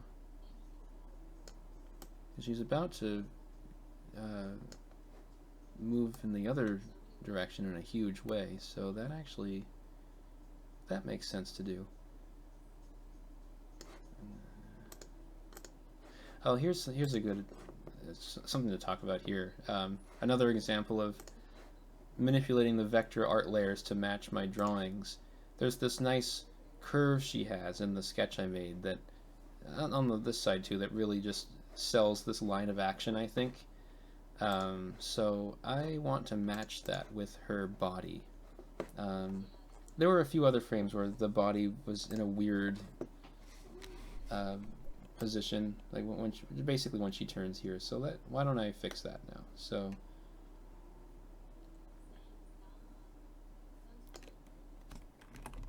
I'll freeze the pose, and then here I can start fixing up her body. It just needs to be just a little curve going on here, and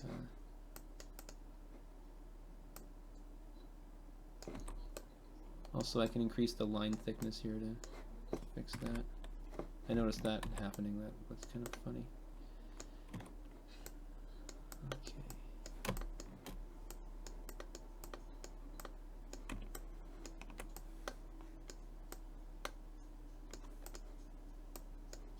Yeah, it should be a bit more like this. This is how she should look from the side. I have a model sheet that I could refer to as well, but that, I mean, I've got her proportions down pretty well. I made the model sheet in case I have other animators on the project at some point. Okay, let's see. So let's get this out. So let's actually try and really match this to the drawing and see how that looks. That was fine already.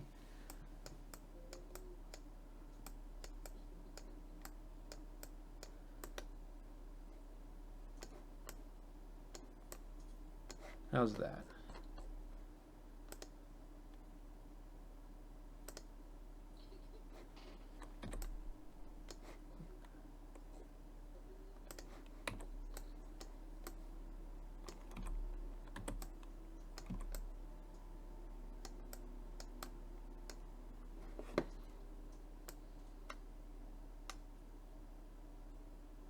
Alright, she eventually needs to bring her body back down after the kick, too.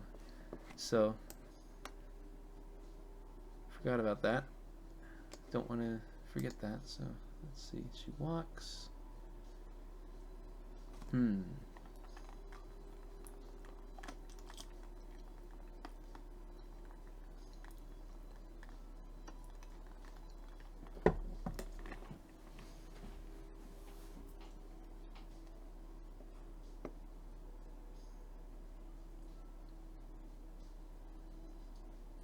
That's gonna be fun. She's gonna be turned almost completely around after that kick, according to the sketch that I did.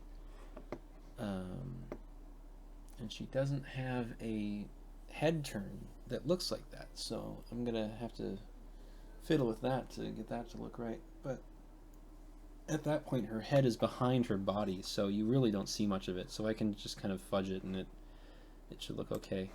So. Let's see here. I think I'll keep this going, where she holds the pose for a little bit, but then I might shorten it. But for now, I'll just block in the. Oh, perfect. That's where the frame I was gonna put it on anyway, and the storyboard's already there. Let's get her to land. This is going to be really interesting, actually. I've got to put her her toes on the other side of her legs, so it looks like it looks more like she's facing away from us. And I already have to restructure her body and her. Oh, here you go. Yeah, so this is what I was talking about earlier. I've moved her arms around so she's turned away from us, but because of that smart bone action I have where moving this shoulder, this upper arm bone, it moves this part of the torso. You know, maybe I should just get rid of that. I think I will. Let's dig into the smart bones and look at that. There it is. Control K opens up all of her smart bone actions. So these are all the smart bones that she's got for her rig. And if we go to our bicep, yeah, let's get rid of this. Okay, so we go to her body. Just get rid of these so there is no body movement. And you can see that now, if she's standing completely still and just moves her arm, the arm doesn't look like it's part of her body. It looks like a cutout puppet rig, and I was trying to hide that by putting in that motion you saw earlier. But she's moving around so much in this scene that I think I should actually get rid of it.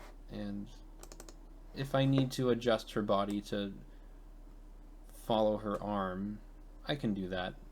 I think that would be less work than keeping this and compensating for this being present rather than the opposite. So I'm actually just getting rid of that. So she moves her arm up, and there you go.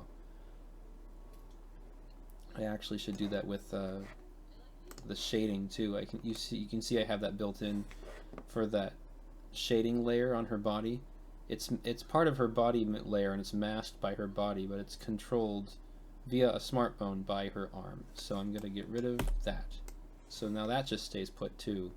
I'll have to move that manually now whenever her arm moves, but I think that'll be less work. Same with this. This one's really crazy. She's got a big range of motion here, and I just have this shadow layer following her, but I'm gonna get rid of that, so there you go. Let's see if I completely ruined things or not. How does it look now? Oh, that's not so bad.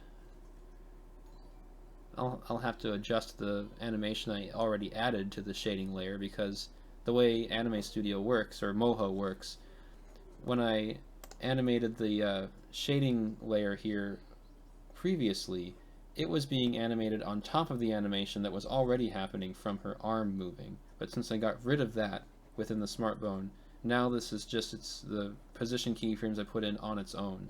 So normally those stack, which I think is a great feature, but in this case I need to make some adjustments. So let's go back to here. I'm gonna move these so you can just see a little bit of shadow there. Just move them like this.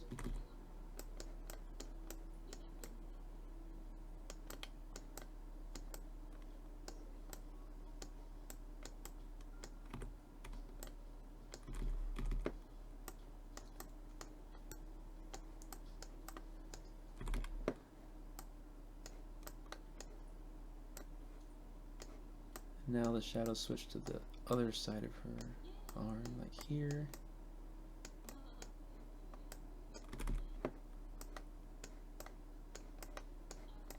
Yeah, this doesn't really take very long, so I don't mind doing this.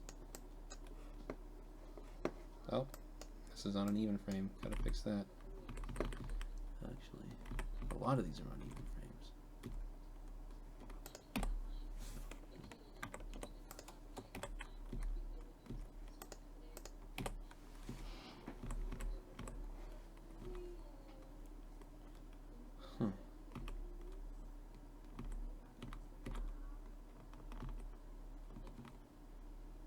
That's weird.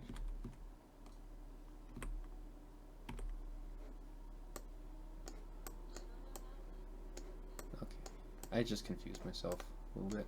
That's fine. All right, happens a lot. Whatever. This can be a mysterious program sometimes.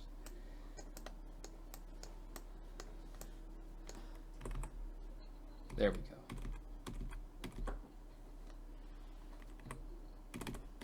Oh, there was one more frame.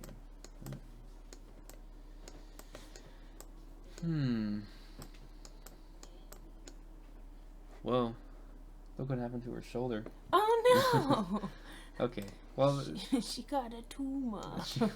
there we go. That's easy to fix, though. That's okay. That's because previously this was following this arm motion, but I got rid of it, and she looks like she's doing the can-can. yeah, she kind of is.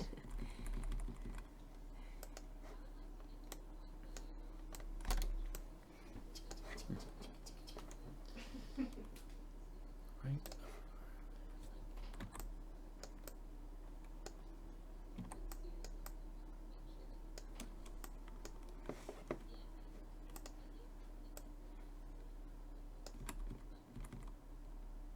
Did you have thoughts on lunch? I guess the meat here are left over. Do you want me to start heating that up? Actually, I'll have the pizza. Oh, okay. Do you want me to start heating that up? Sure, that's wonderful. I can do that. Thank you. I just noticed that her arm here wasn't, it didn't really look like it was connected to her body that well, so I was trying to compensate for that. Same with here. Yeah, so the shading on the upper arm here doesn't really match. It should be, the highlight should be up here, but that's something I'll need to adjust later. And to be honest, if you have the brushes on, the effect is a lot softer compared to these really stark, the contrast in the vector colors here. So it's not quite as noticeable. I do want to keep it accurate whenever possible, but that's the problem with shading a character in a rig, is if you ever flip them around or do anything strange with them, the shading's gonna have to be adjusted every time to go with that, and that can be a lot of work. Speaking of that,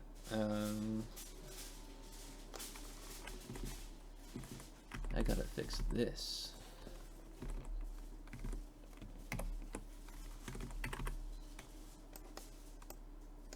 I was just noticing here that the shading layers here are completely offset, and she actually has a bald spot going on here, so I gotta fix that. That's pretty easy to do though. So I gotta put the darkest color on the left to match the rest of her. And this one here, I wonder how this happened. This is really strange. And that's, yeah, that's the lightest color. Okay, well that's not so hard to fix. That's good.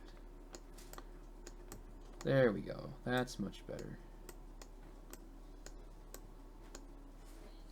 These are recyclable, right? Yeah. Okay. They seem pretty papery. Yeah.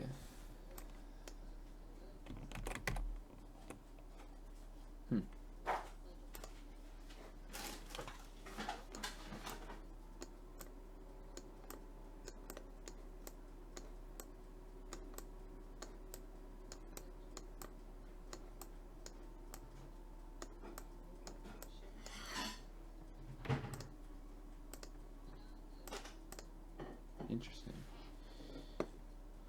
Shading on the body.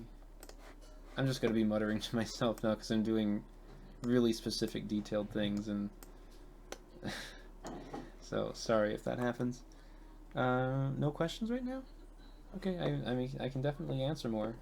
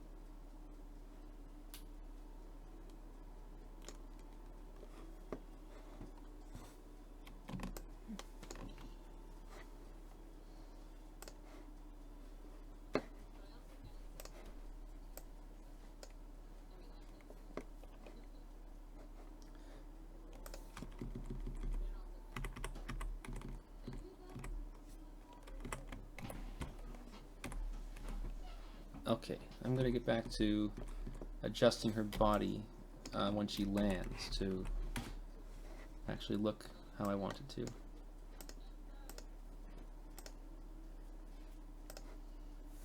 Pizza's almost ready. Don't get too engrossed.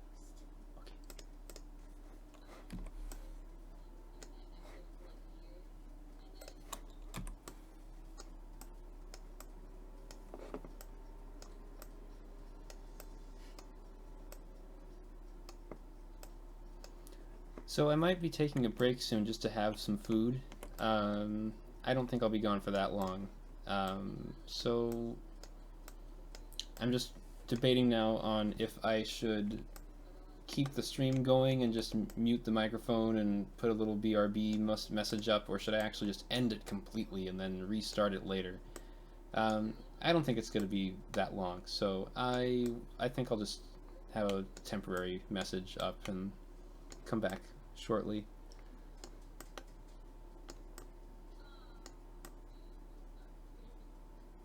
You know what? I don't know why I'm doing this. I should actually just... Yeah, there you go. Just grab her original keyframes for her body art and just paste them here, and that is a good start. So now, if I do this, I can just...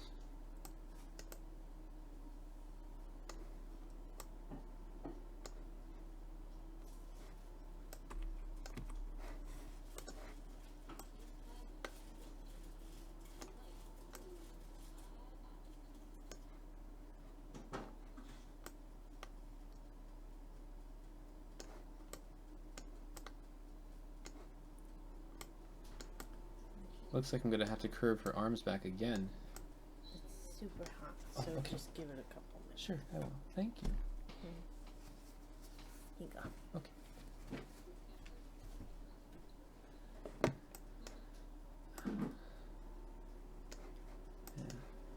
Yeah, it looks like I will have to do that. That's going to be pretty easy, though. I can just copy the curved arm frames that I did before, and that should work out. I really like having her do that. This kind of look with her arms curved back a little bit. So I might want to consider building in an easy way for her to do that, because that's definitely one of her stock poses, is that look. It's really important to her character, I think. So maybe that should be a smart bone action. Right, and this is the farthest that her head can turn back.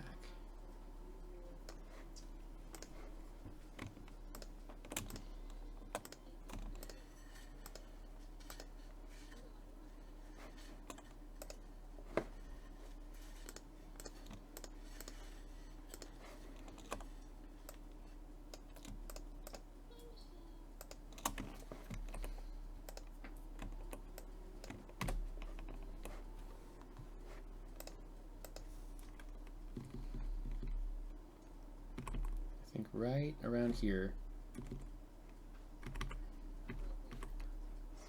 I'm going to move her head to be behind her body. There we go. Okay. So now she looks like this. So I got to work on her shoulders a little bit, and oh yeah, there's some work to be done here. Okay, well, let's see what we can do.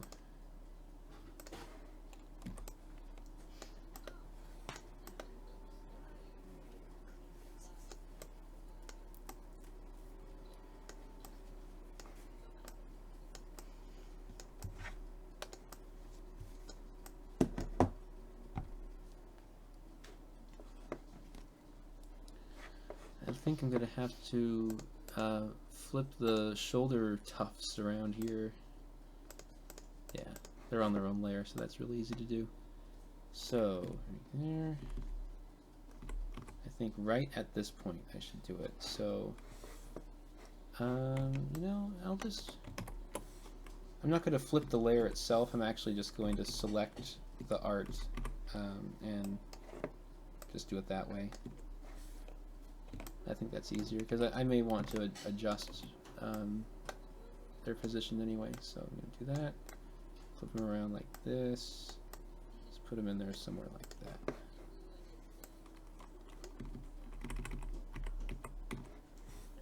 Yeah, this is what I mean. I want to...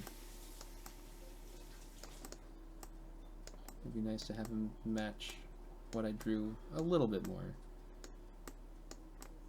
Just like that, I guess. And then her other arm needs some work. I think I will have to draw a new head for her or do something. Well, Maybe not. I'll decide that at the end. And her feet are still backwards. It's driving me crazy. Okay, so where's the left arm? What is that doing right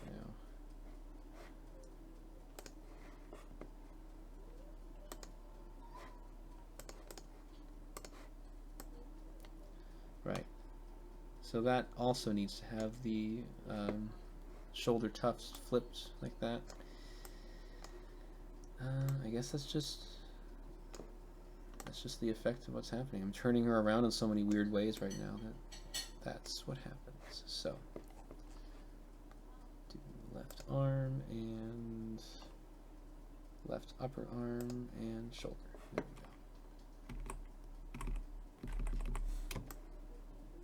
go. Right here. Keep it there and then flip them on this frame.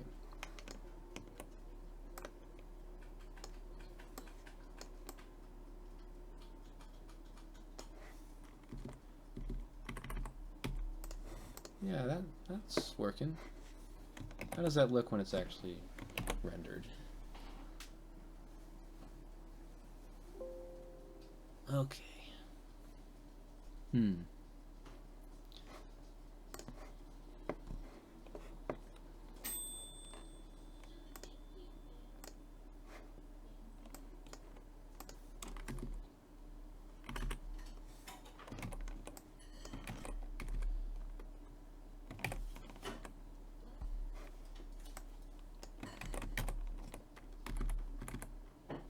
Just fix the shading on her as well. So the shadows that I have on her body are looking a little strange right now. I just need to hide those, actually. There's not really much else to do with them. So once she's done doing that, let's see. Put them there. This one. This is meant to go under her head, but since the head is behind the body and her shoulder blades are going to be sticking up, I don't really need that one right now, so I'm just going to hide it and use it later.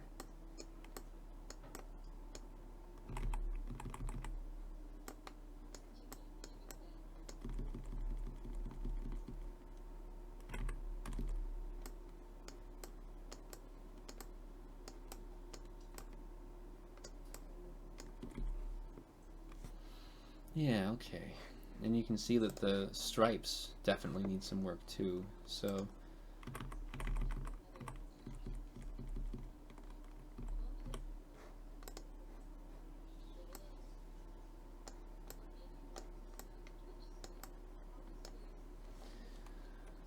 yeah, okay. Like I said, a lot of little detailed work right now just to keep her looking correct. I do the bone motion first, and then I have to go in and adjust some parts of her puppet and her rig and her art, and then it starts coming along. So, there? Yeah, sure.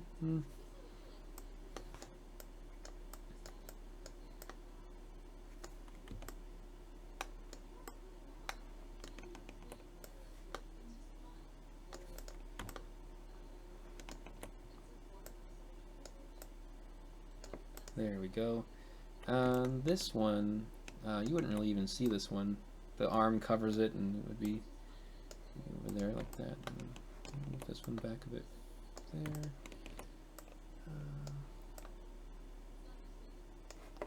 You know what? Let me.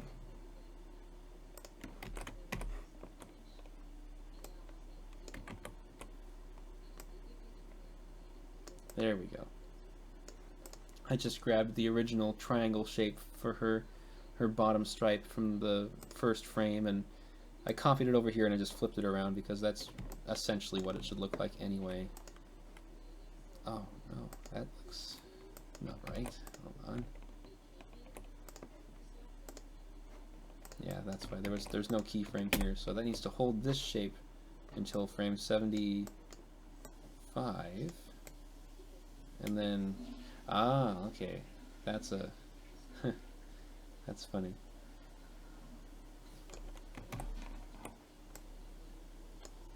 There's actually an animation of it being flipped around. I didn't really consider that. So let's do that in 82. So.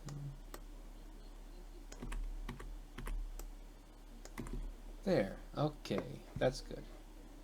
So we just need to put the toes behind the foot so they look like they're going away from us. Tweak the arms so they have this nice curve to them.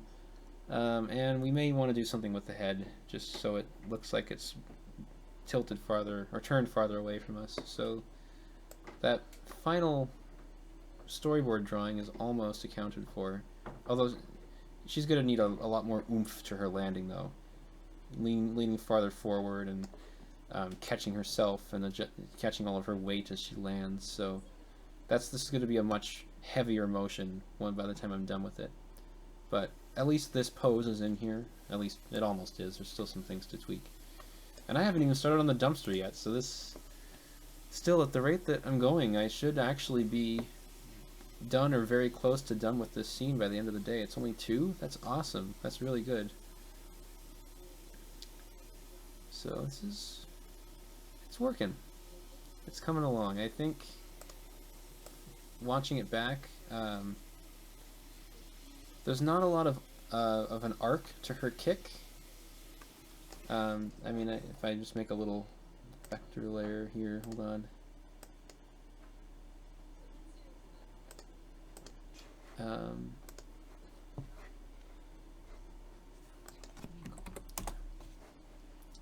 I really want it to just have a nice motion like that. And it doesn't quite do that yet. It's more of like that. So I want it to have more of that feel to it. And that's always really important for animation. Arcs always look great. There's a whole thesis about arcs, you know, that's a big part of animation. So always work with arcs. They're your friend. So I think I'll work on that. But I should work on food in my body first. So I'm gonna go away for a little bit, maybe 10 or 15 minutes or something like that, and then I'll be back. So I'll just put up a little away message in case people show up while I'm gone. And post some questions, and I'll answer them. Oh, you are posting questions. Oh, whoa, okay, I wasn't even looking. I'm sorry. I was too engrossed. Okay. Nice. Yeah, I have not started on the dumpster yet, but I will. And Try, you're here. That's great. I was showing off your backgrounds earlier, so people know about them, and they're beautiful, so I want people to know about them. But I'm actually gonna eat food, so I'll mute my microphone so you don't have to listen to gross eating noises, and I'll be back in about 15 minutes. Boy, this is just great writing. It's pretty. You can read it. You can read it. All right. Free food. I'll just say. This has text layers, right? I should have just typed it. Oh well. I have never worked with text layers in Anime Studio yet. I haven't had a reason to. So, anyway, where's that cool looking frame? I really like this frame of Bearcoon. I'm gonna keep this up. And yeah, I like that curve that you have on yeah, her arm. yeah, Really nice. the curves on her arm do look really nice. It looks much better. Yeah. I like it. Whoa, weird transparency. Yeah. Okay. Red text. Okay, I'm gonna save it in case anything terrible happens. Okay, I'll be back in about 15. And if you post any questions while I'm gone, I will answer them. See you in a bit.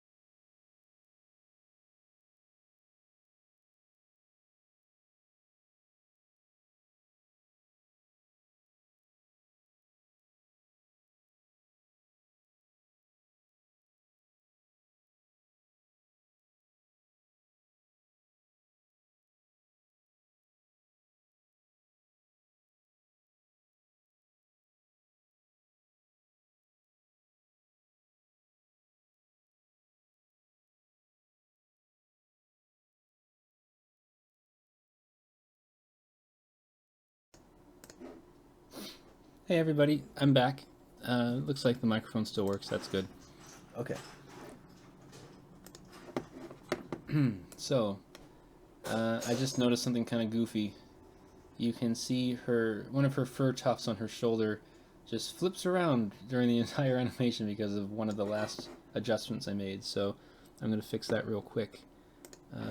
It's this one. That's interesting. I wonder why it does that. Huh. Well, whatever. That's fine. We just want it to stay like that, and no. Actually, it'd be better if it was up there. That's good, yeah.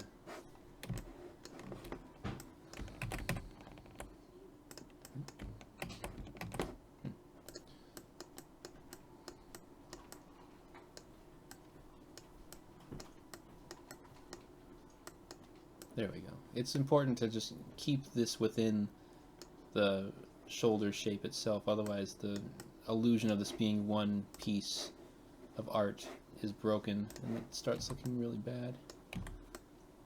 So there you go. If I do that, there, see, that's one nice coherent piece, and I want to keep it looking like that on every frame if possible.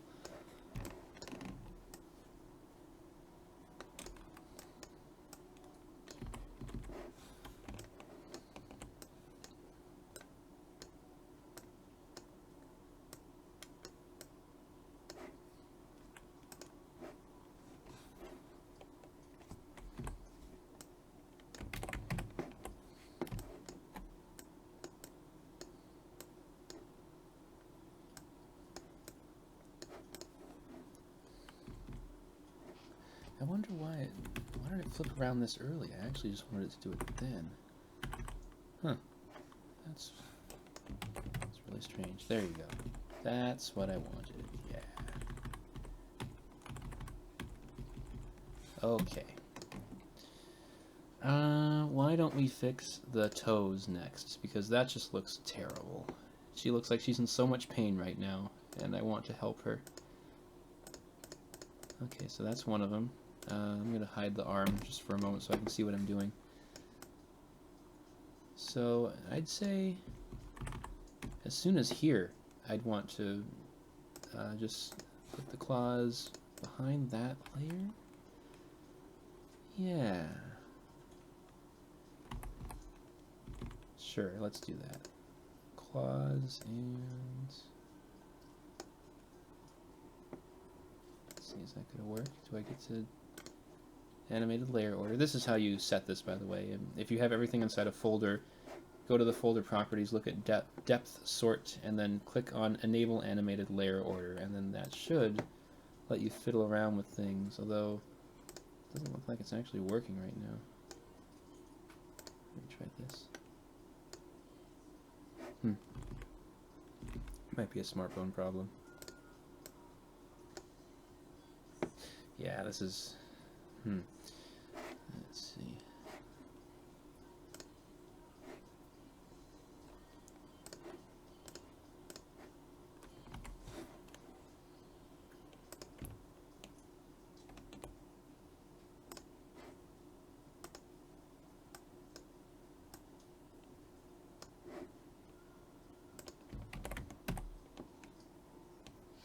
Oh, that's the wrong one, that's why.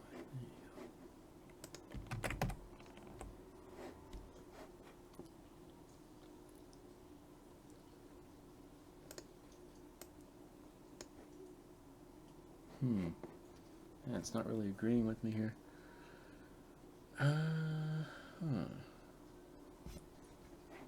For some reason, it's not letting me take the claws and then move them behind this layer. So I guess one option I have is I could duplicate the claws and just have two sets, one above and one below, and hide and show.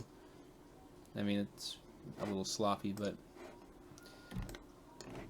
I think the reason that this is happening is I have the smart bone here for the feet that control whether the claws are in front or behind. You can the layer order actually is swapped here as it goes.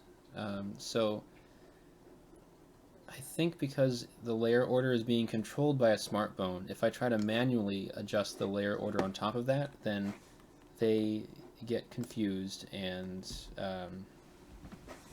the smart bone control wins out. So that might be what I'm dealing with here. So let's see if my workaround for that actually is successful or not. I just need to make a reference layer. Yeah.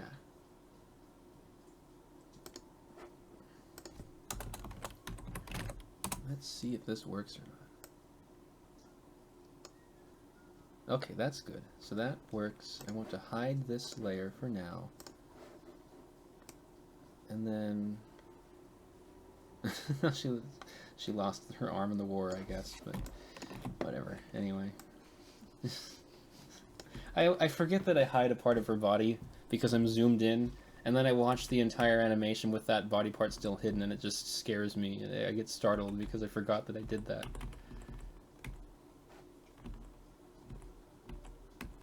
Right here, okay. So, hide. Oh, I hit the wrong button. I wanted that. And then that's visible, but then it's not visible starting here.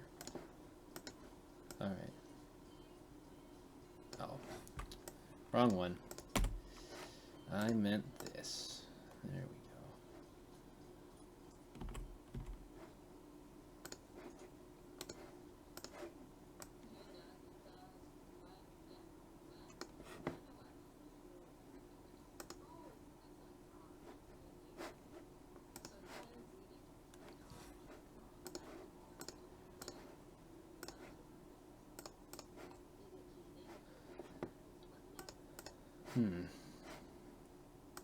Did I just make things worse?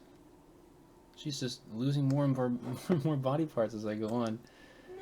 No. Well, that's okay.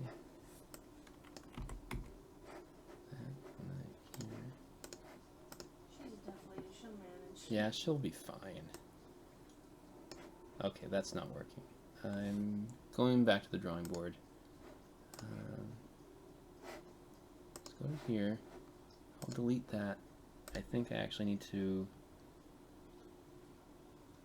duplicate the layer.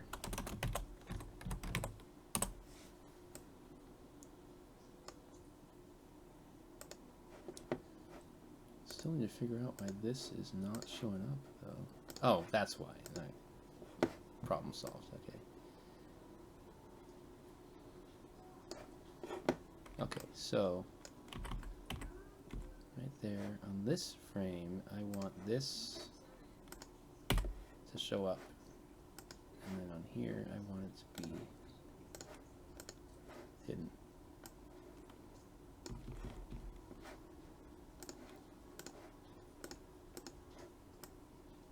There we go. That, did it do it?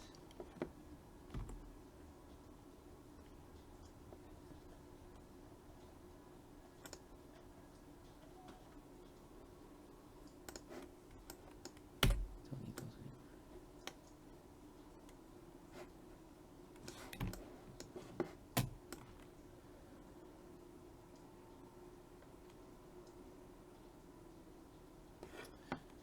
Yeah, that's what I wanted actually. Right, because they're already behind her here because she's kicked away, but I just want them to stay behind and look like that. There we go. Okay.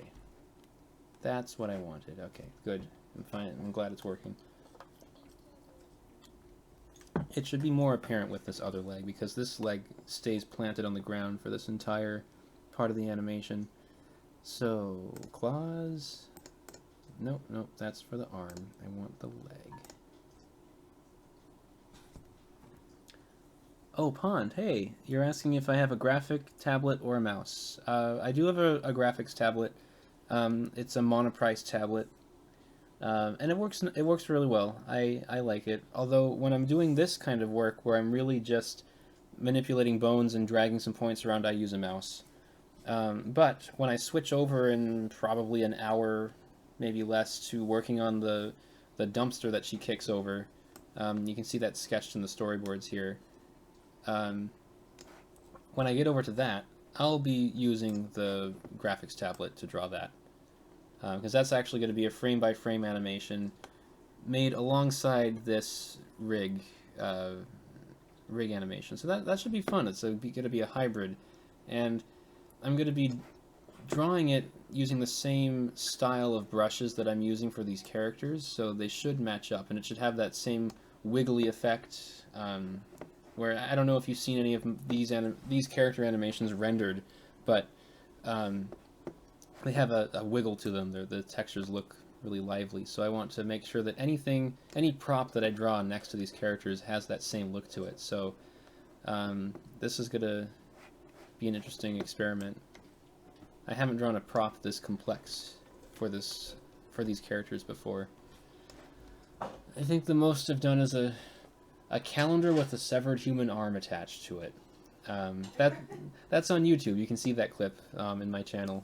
That's one of the first scenes I ever animated, actually. So let's get back to this. The claws. That's what I want right there. So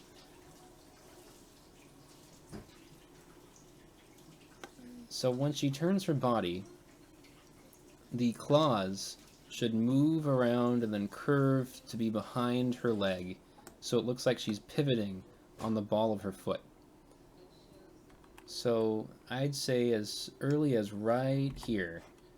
I'm going to need to move the foot bones to really get this. So they already have a keyframe there.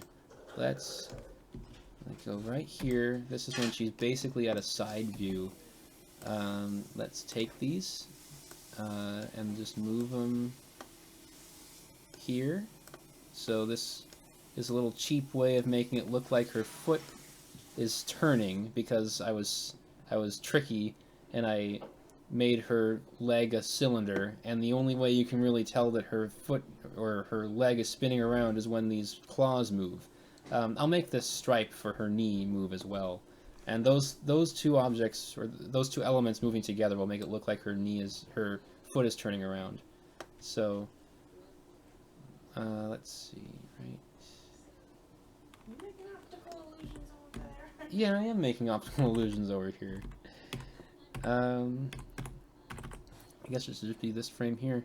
So I gotta keep track of which toe is which. So the leftmost toe here goes to here, and then let's put it on frame 71. Right? That goes to here. Then this toe is now the frontmost toe, and I'll move it up a little bit.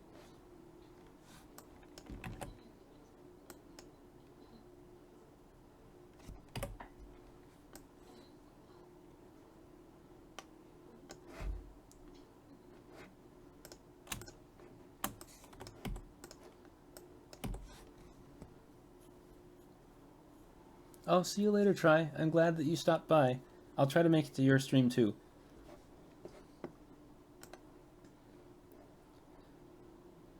Okay, so as soon as it gets to this part, very next frame, these need to be behind the leg.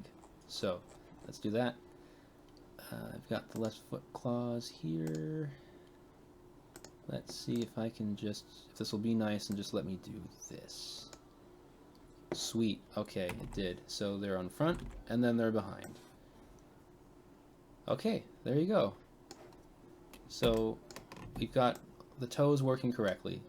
They spin around. It's a really rough motion. I'd like to have that kind of ease in and out more, but you know, it'll work for now.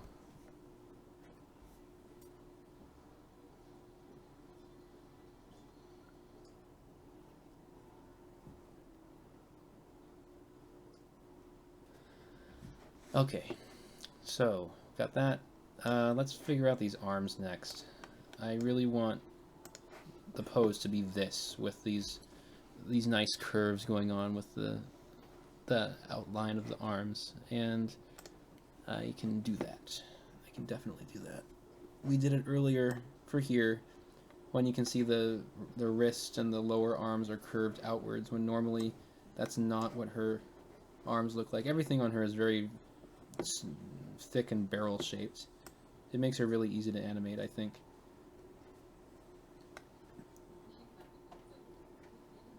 Oh, you know what? I'm getting ahead of myself again. But when she lands, these arms, they should really just have this pendulum swing that should just go like this and then settle down. That's gonna be fun to do. So, I guess I might want to do that first. No,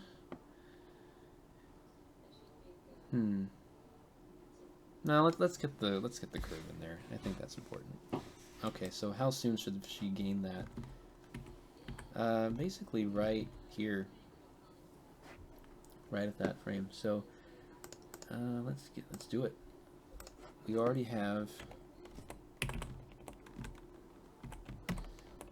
the arch of it here. I'll need to exaggerate it a bit more than it was earlier in the film. So I'm just going to use this as a starting point. There we go. But yeah, these need to actually be like way out here. So, and that means these go here.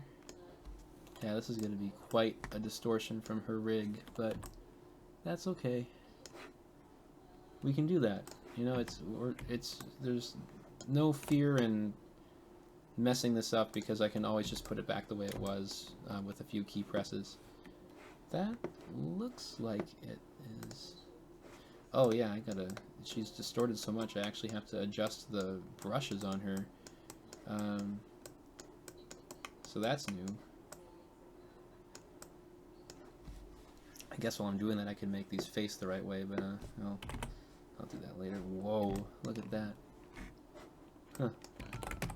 Okay, something's amiss. I thought I set a keyframe for this before that happened, but apparently I didn't.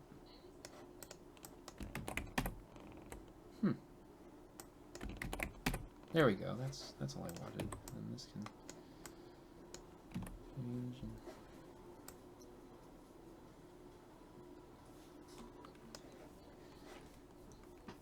okay.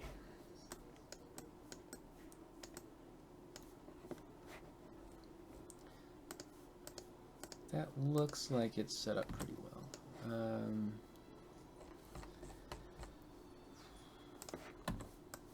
I want to hide some of the lines here, so there we go. So we can have more of that. And then the stripe. The stripe needs to change. Just need to move it over here.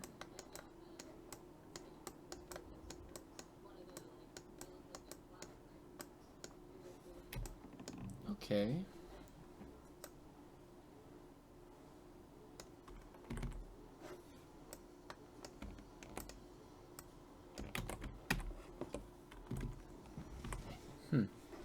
Oh, I see why that's happening. There. No? I want these to be on interval 2, but apparently they're... There we go. Okay. Yeah, there's going to be a lot of small little adjustments happening here.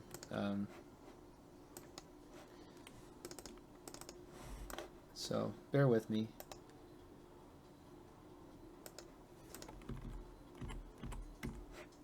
That body, that thing.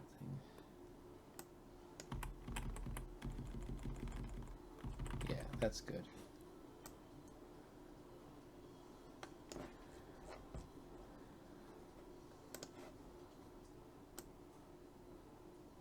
And it looks like I need to curve her claws back again.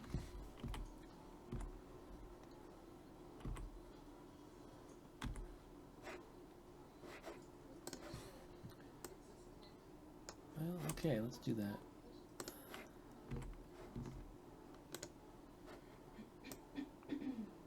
Yeah, there we go.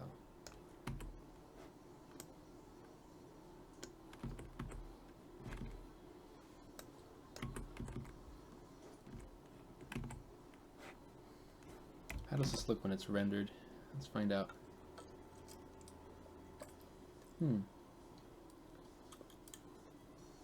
The seam between her lower arm and her upper arm is getting a little weird here. So I might want to look at that. But that is also definitely one of those things where you don't really have to worry about it too much. Oh, here we go. This is why. I have this extra layer here that is just this really fuzzy brush, and it acts as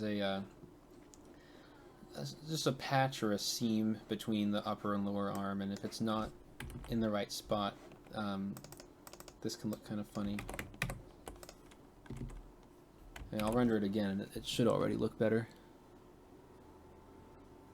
A little better. There's still, you can still see something funny going on here, but I think that's actually the textures not matching up. So why don't I do that? Yeah, I should. So here's the sunlight's coming from above. The light parts of her arm are here, which makes sense.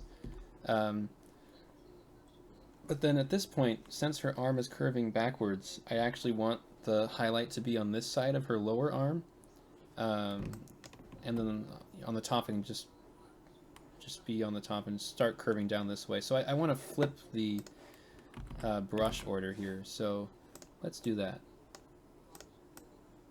And I wish I had a better way to control this, but so far I think all I've really had as an option is just manually adjusting things as I'm doing now. So you should just see just a little bit of this deeper purple color. And then here, and then get the light color in there. Okay, and then let's do the same thing for the upper arm.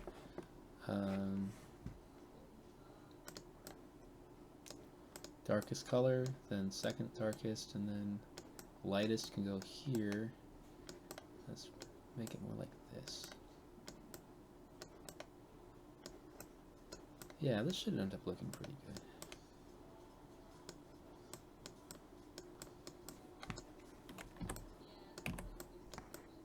Okay, I wonder if that will work. Okay. Let's try that.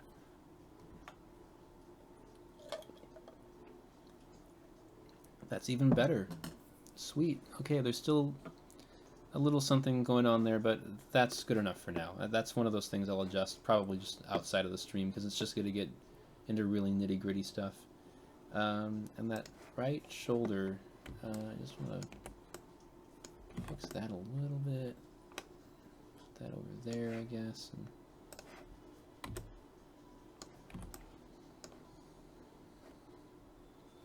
yeah, that should be good. Let's go down to the body. And I don't think I want that much of this body shading showing up. Just a little bit, maybe here where the elbow is. That's good.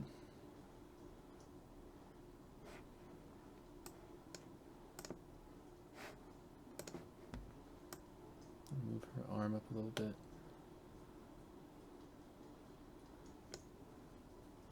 Yeah, it's weird seeing that her arm is perfectly straight, but but I've curved this. That's pretty weird. That'll work though. I like that. Let's see that. Move it out a little bit. There we go. Okay, and I can see that there's some goofiness happening here.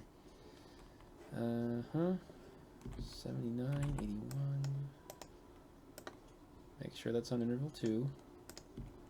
There we go, that's already better. Okay.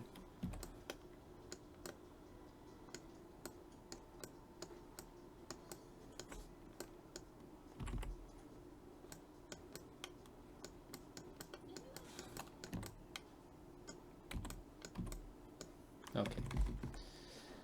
Adjusting the shading is usually the last thing I do, but sometimes it just gets so distracting that I have to fix it now.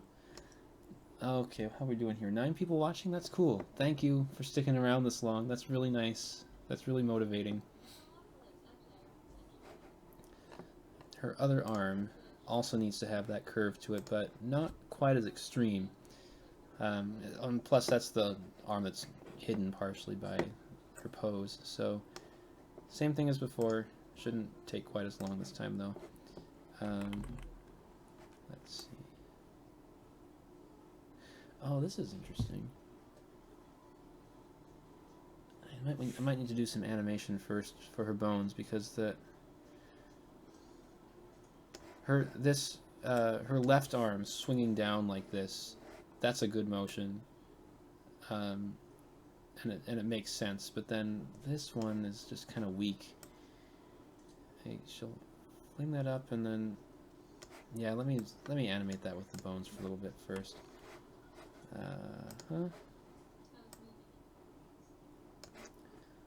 So I think this should actually go out a little, and then when it comes back down, yeah, there you go. How does that look? It's not letting me play. That's weird. I wonder why that is.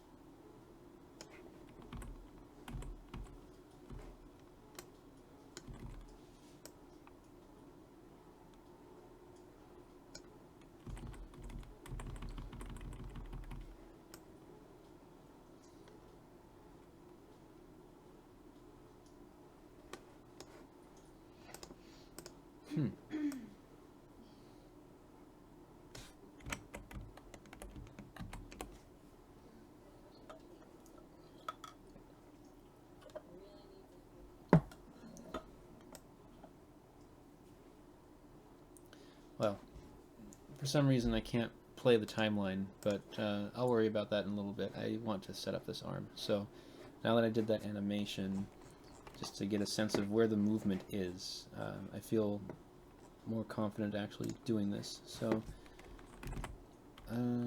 actually, as early as this frame, set the keyframe, or freeze the pose for where it is now, and then here, bring this in. Is that working? Oh, I have it backwards, that's why. Do I? Yeah, I do. I do have it backwards. I need to get these frames. There we go. That's what I wanted. Okay.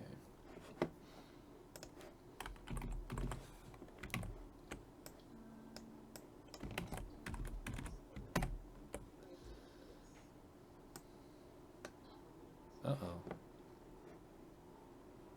wonder why that's happening. Oh, boy. Something strange just came up with her lower arm there. That's weird. What did I do? Looks fine there, though, so I'm gonna just... There you go. I don't even know what that was.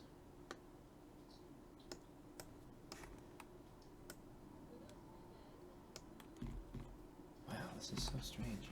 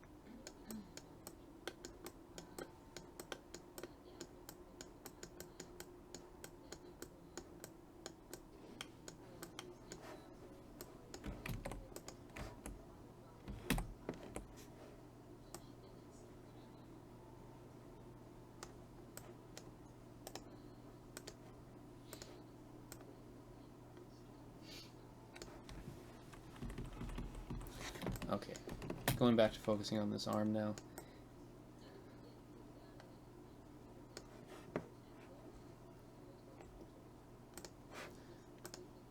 I want to get the claws curled back like that.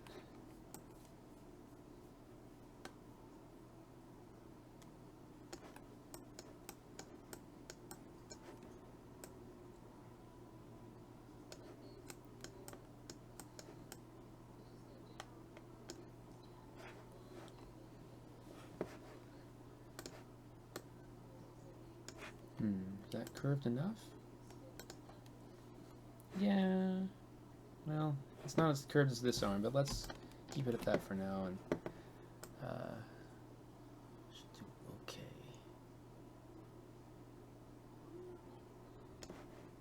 Okay, this is the fun part. This is I can actually make the impact animation for when she settles into this pose. Let's do frame 90, 89. Freeze everything there. Probably gonna even need more than that, but let's go nuts here. She needs to squish way down. That arm goes back. That arm actually goes in.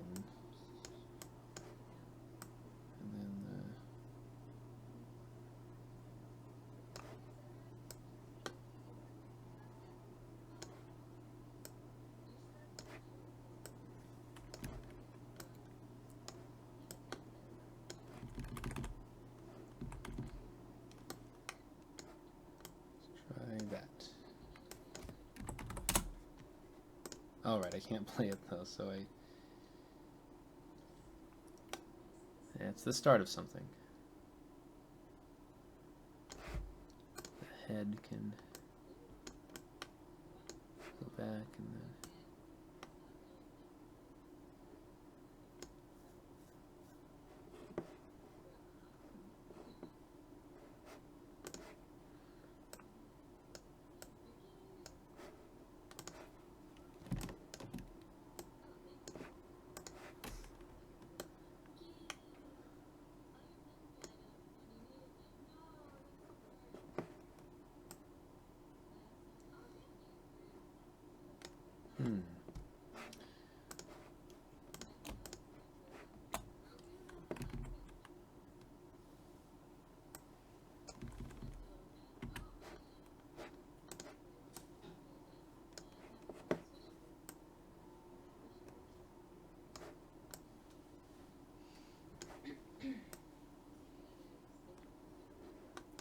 Is that even going to work?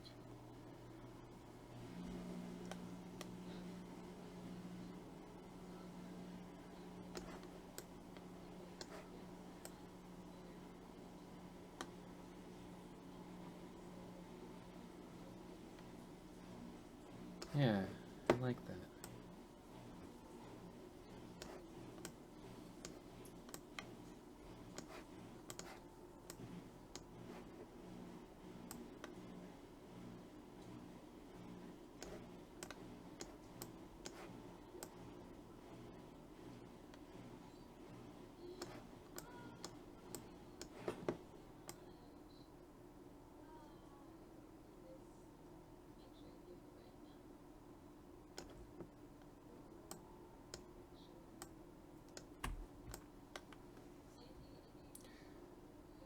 The animation here of the arm settling is something where I'd want the to mess with the easing of it, which is I can actually do that now.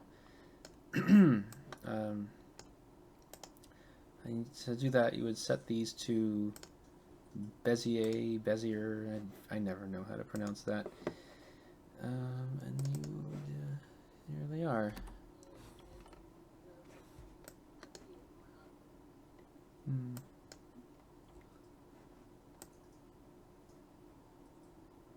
Not as much of a difference as I thought.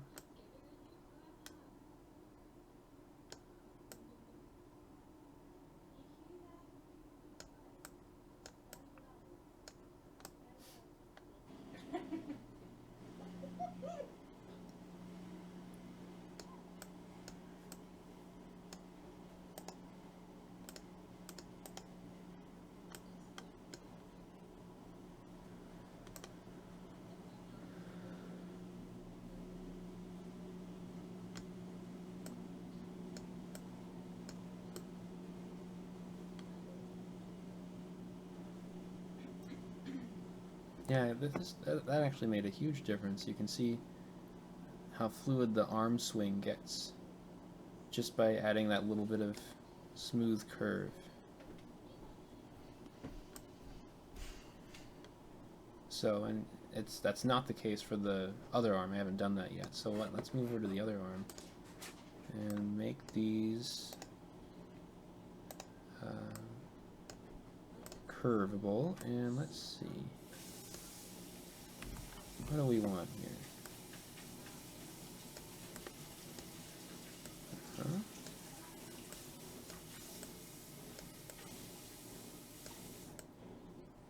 Let's try that out.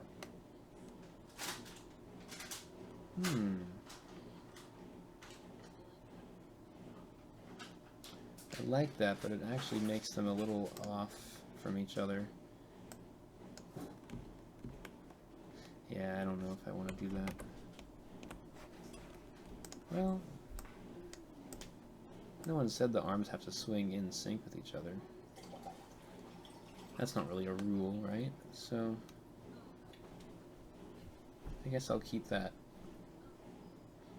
No, I'm okay. Yeah, I'll keep that the way it is. Okay, so now the question is, what else needs to have a secondary motion and settle? There's the tail. The tail is so tiny, though, that it might not matter, but let's see. So then the tail would be up, then go down, and then up a little, and then down a little. That's probably too up, huh?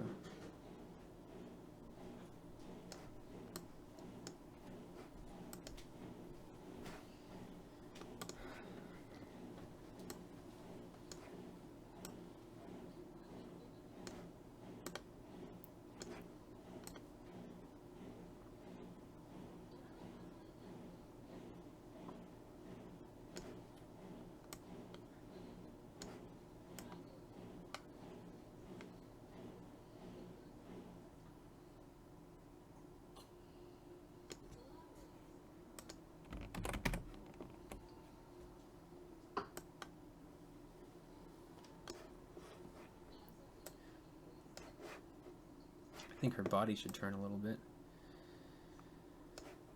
Let's take that.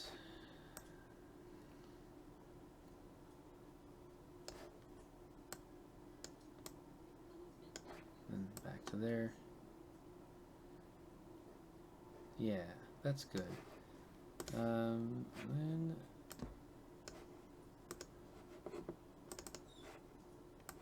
and again, as before, try out some curves.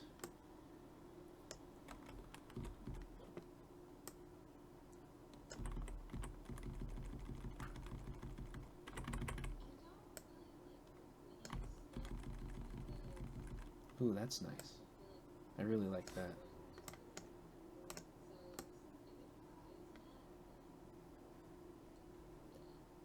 Yeah, she looks kind of woozy. I like it.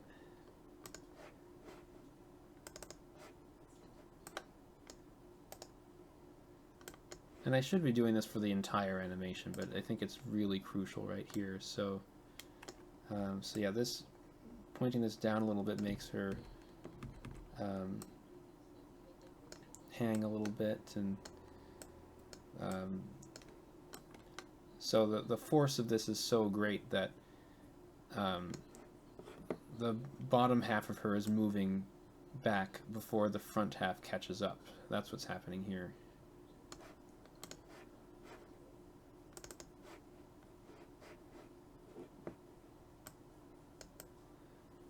How far do I want to push this?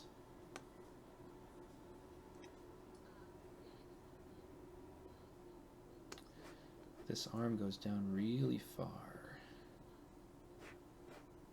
I wonder if...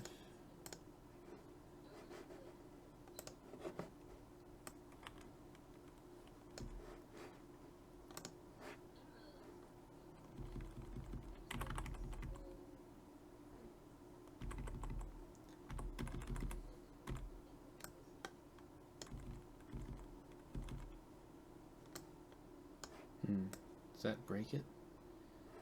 A little bit.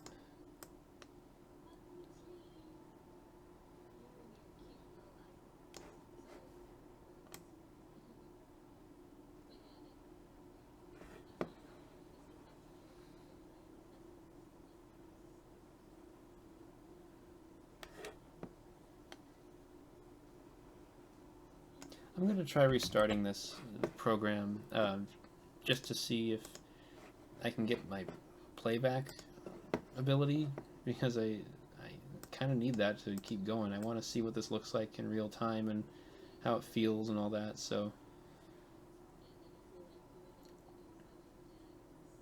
I can scrub through as like I'm doing right now, but it would be much better if I could actually see. So excuse me for a moment.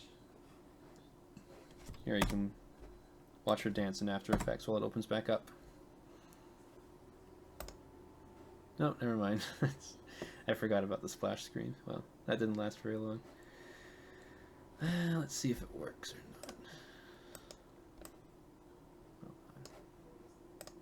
not. Uh-huh. Oh, good, it does. Okay. She might need to spend more time settling down after that. I think she reaches her final position too quickly.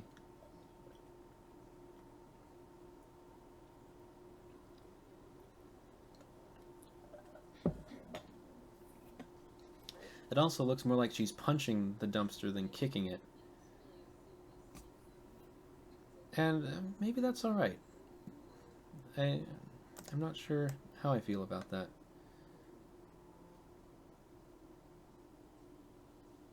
Yeah, that's because the arm stretches out before the foot does, so of course it would look like that.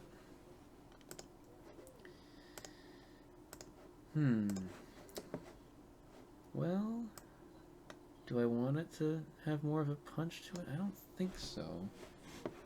I like the kick. It's a little charming and funny because you don't expect her to kick that hard because she has tiny feet and tiny legs, but she actually kicks really hard like a bison. So yeah, let's keep it as a kick. I think it deserves that. If anyone feels differently, let me know, and I can consider that too. I'm open to other viewpoints.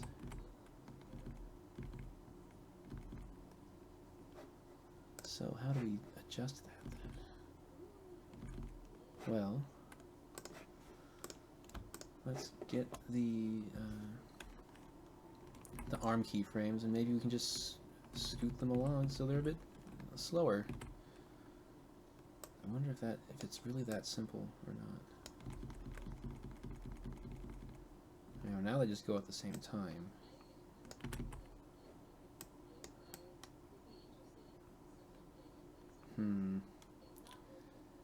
I don't know about that.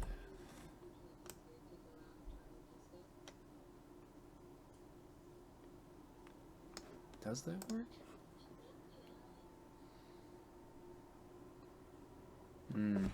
That feels really weak.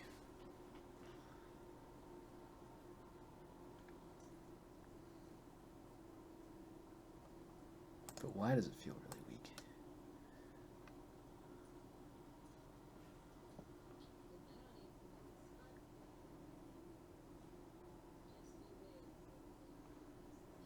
So it says I've got 6 active watchers now.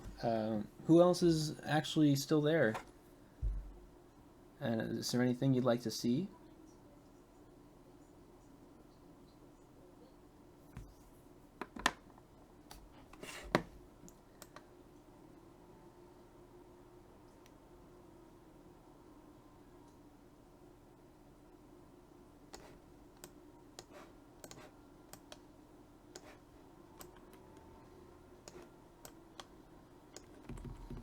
Maybe she just doesn't need to swing her arm out as far.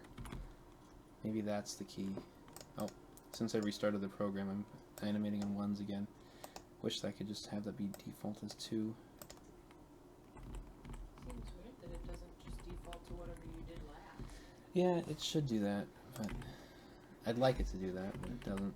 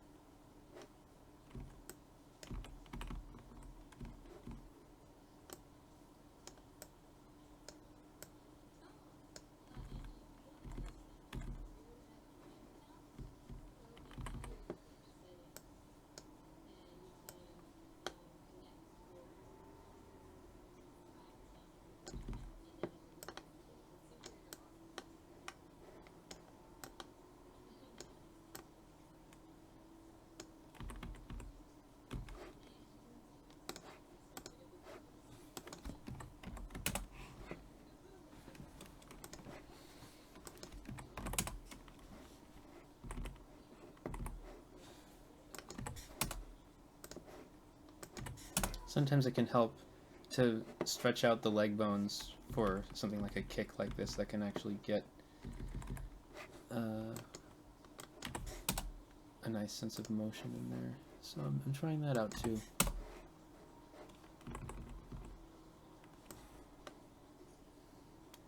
Oh, I wonder how that looks.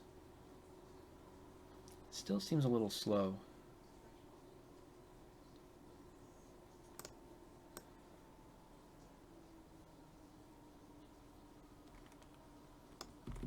Yeah, it does seem slow, doesn't it? Maybe I just don't need this frame. Freeze that pose, freeze that pose. Get rid of this one. This is gonna be awkward. Yeah, everything's gonna get out of sync, but you know what? I gotta do it.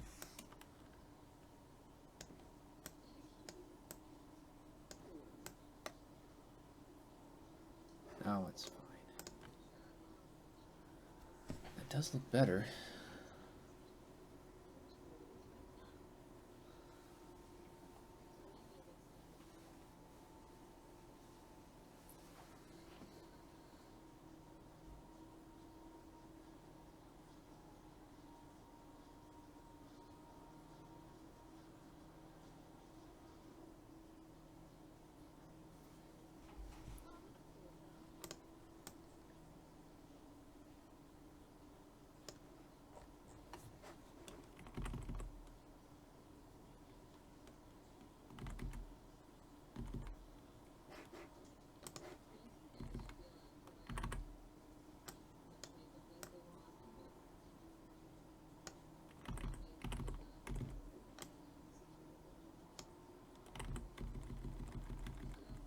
Ooh, do I want to do that?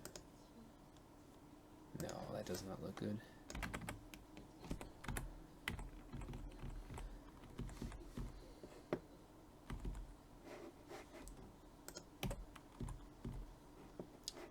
However,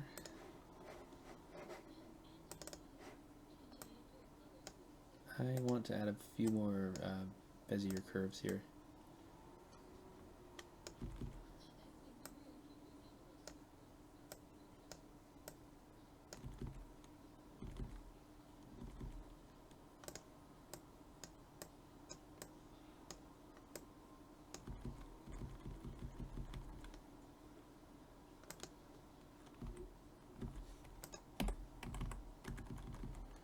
One thing I've noticed as you work through this view of the timeline, you can really see the movement as a smooth line, and you'll notice that you don't need as many keyframes as you thought you did, and usually the less keyframes you have, the smoother your motion will be.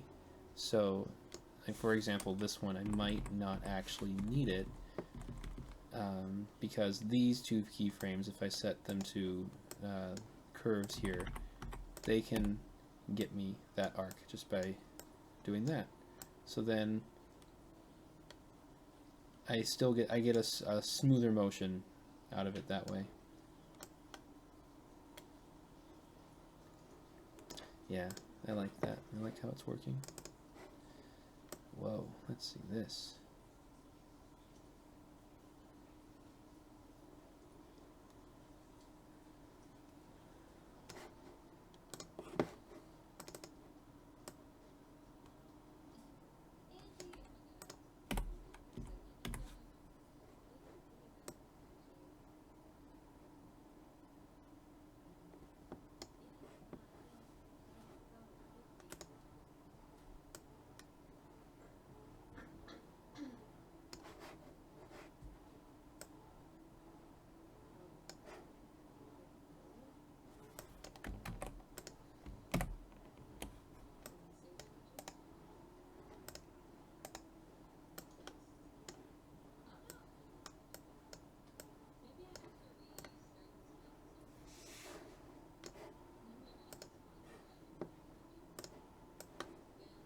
Let's try making all of these Bezier curves and see if I can get a better motion out of it that way. I bet I can, but let's find out.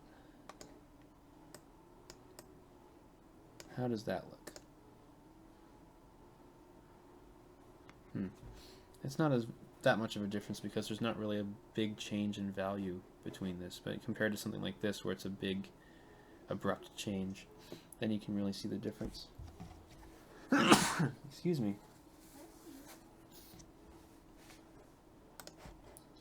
I'm going to check out the other arm now, see what I can do.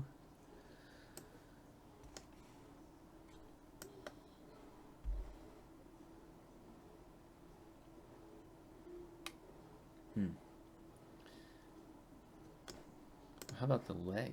Is there any? That's weird. There's not even that much of a difference here, huh? Oh yeah, I guess there wouldn't be here. It would actually be the it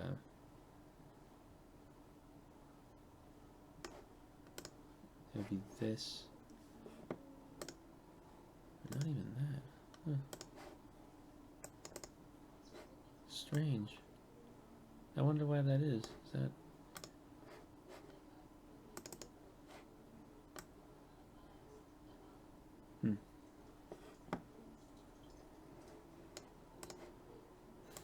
We're getting really close on this motion, but I'm just still not quite sold on it.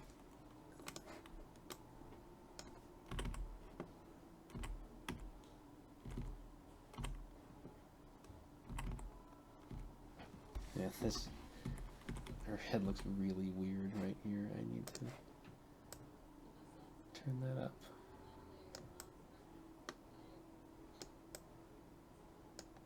I haven't worked on her facial expression yet either. I was going to do that.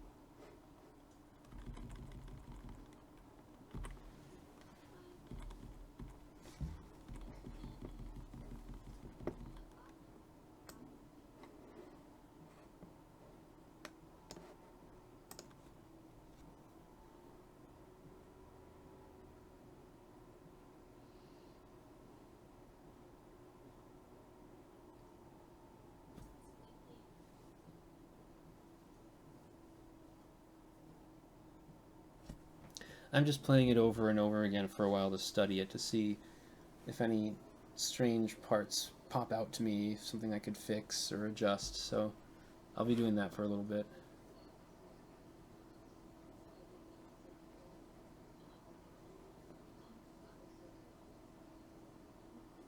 It would help if I turn these off, I think, so you can see the character better.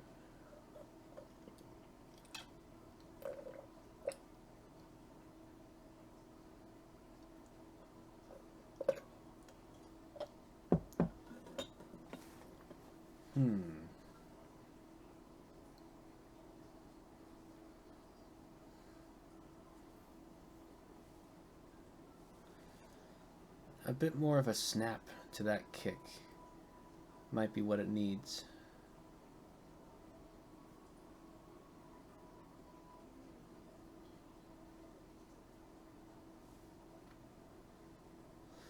And that after motion where she lands, I think she might be over-exaggerated too much. Just the how far she bends forward is really distracting, I think. Like right here, that's overkill, I think.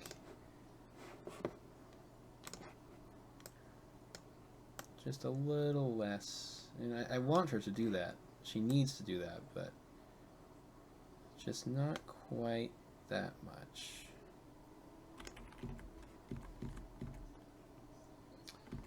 Oh boy, I have to adjust so many things because on her bone layer, I moved her animation keyframes over by 2 frames.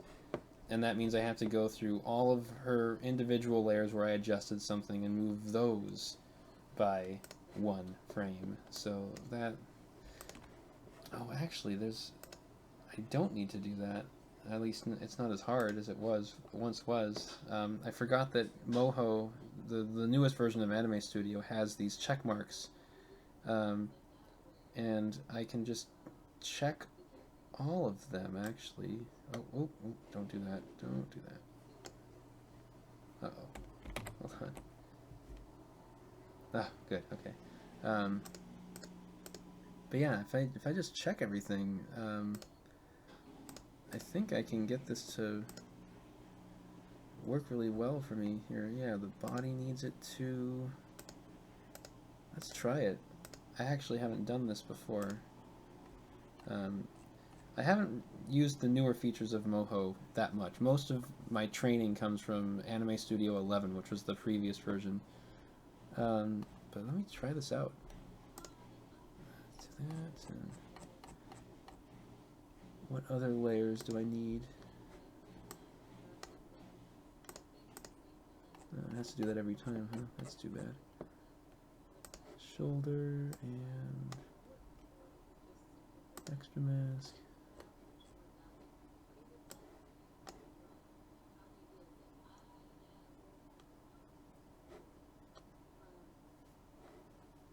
Let's try that. Okay. So we need to select everything. Wow. And at one point did we move it over? It was right around here that we did. Huh.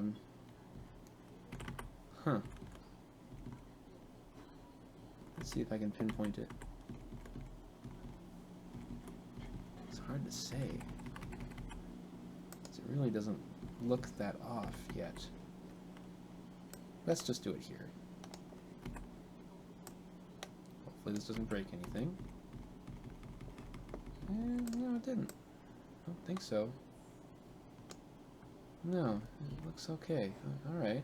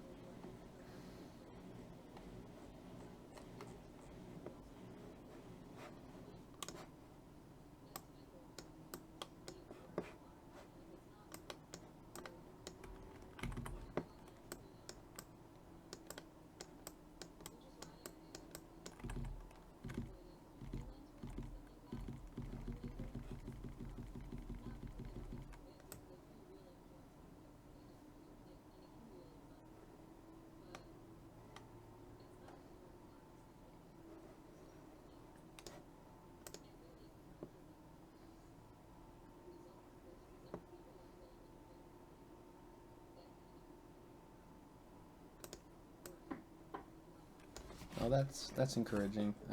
That means if I adjust something again,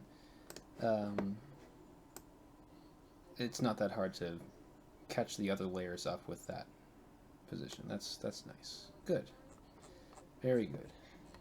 I guess I can just keep them selected. Do that. Nice. That's nice.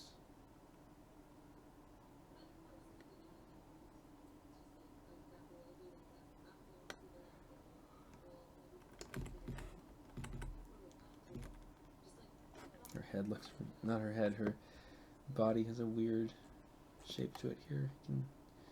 I'll adjust that right here.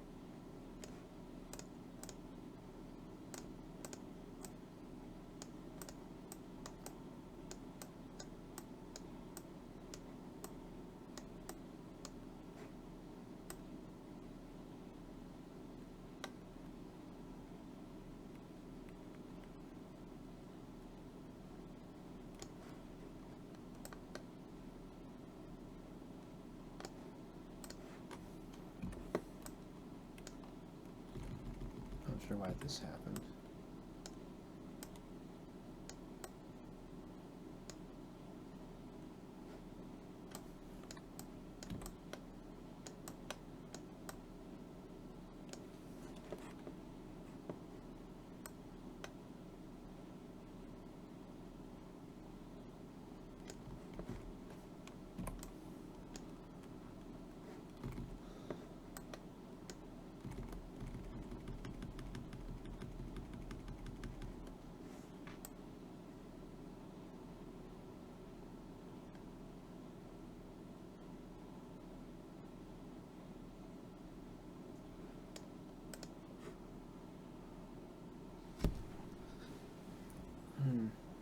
Now that I toned down how far she bends over after she lands from the kick,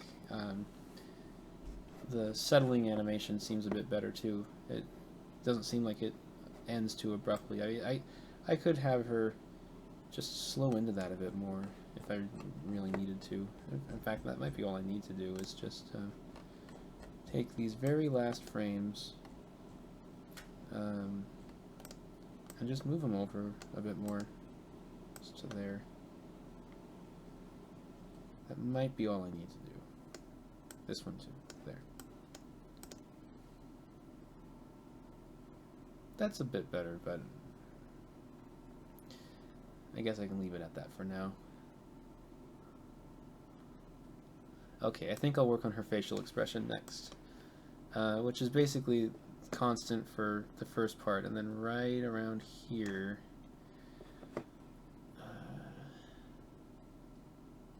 Yeah, let's work on something.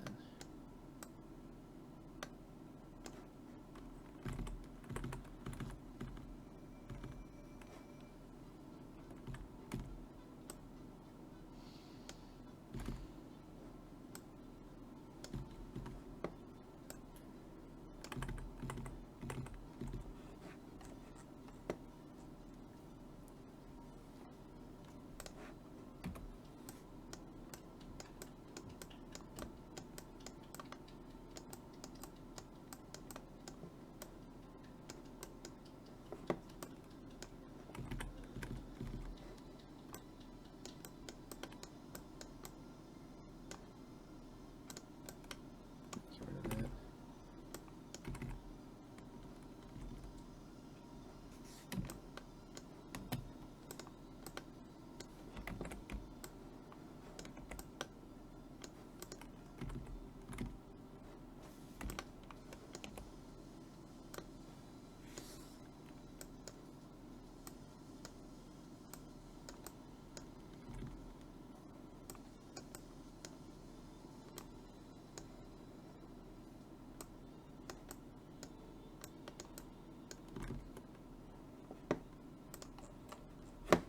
Okay. Sorry, I just had to adjust that part too. Alright, so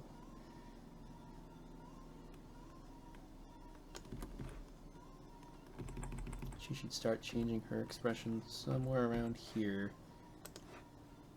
Okay, this is a whole other can of worms. These 6 layers I have here that are different parts of her face that can be controlled. She's got her mouth and her teeth, her eyes, the mask around her eyes. She's got a raccoon mask kind of effect. Her snout is here, that can be moved around. And all of these have a billion different masks set up to have certain things inside of other things, and then the textures be what they need to be, and it gets pretty messy, but you're able to get some good expressions out of her, like this right here. This is all animated with those 6 layers I just showed you. So I'm about to do something kind of like this, just not as goofy looking, for when she gets her when she gets pumped up for this kick.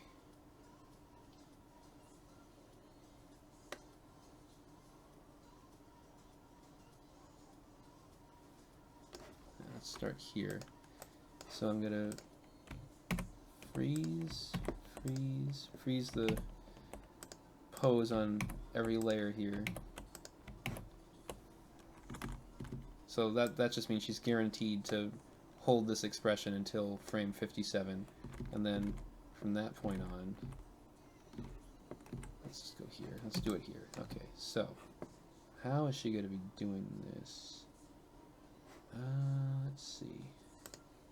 I'm going to start with the eyes.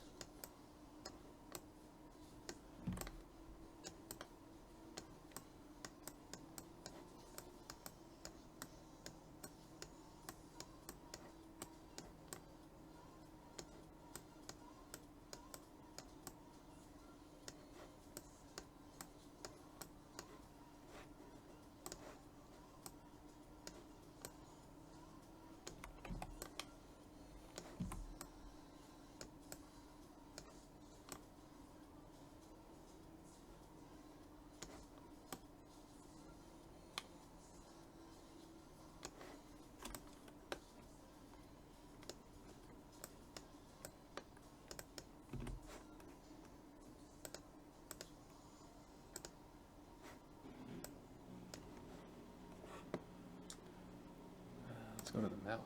Okay.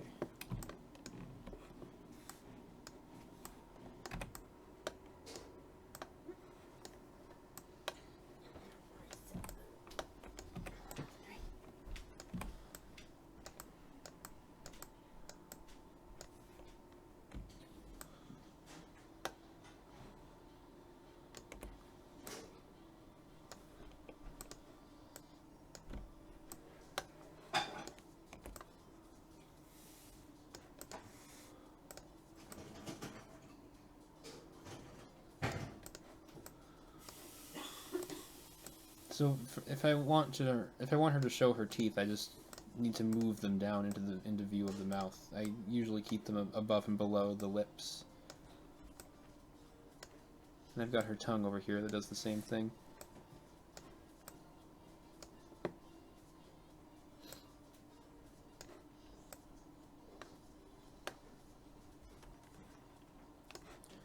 And we can get kind of a curl under her eyes. And she needs to be looking at the dumpster too, so let's get her pupils and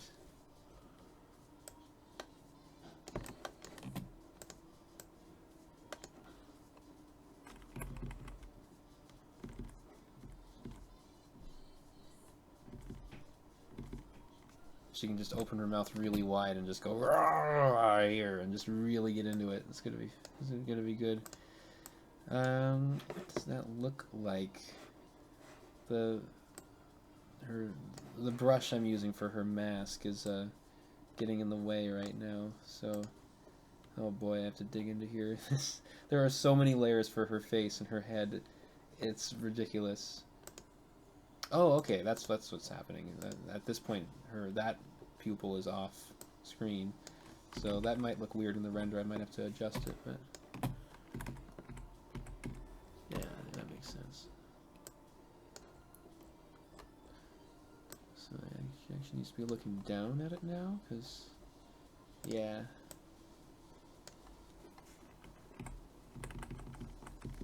And this is just a quick flash of anger on her face, and then you just can't see it anymore. So right here, let's have some fun with this one.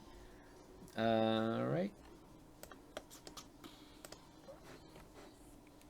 So I'm actually going to need to take the snout here and open this up. This will make sense in a moment.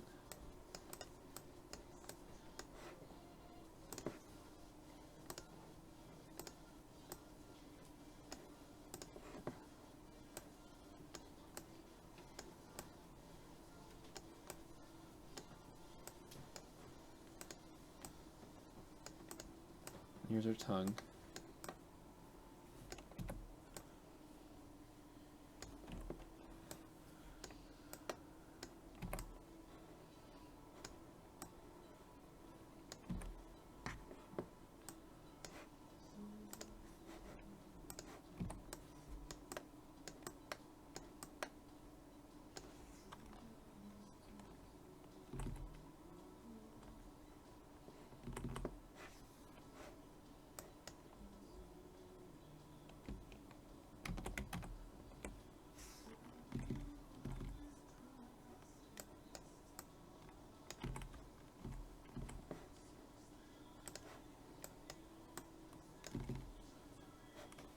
How's this look?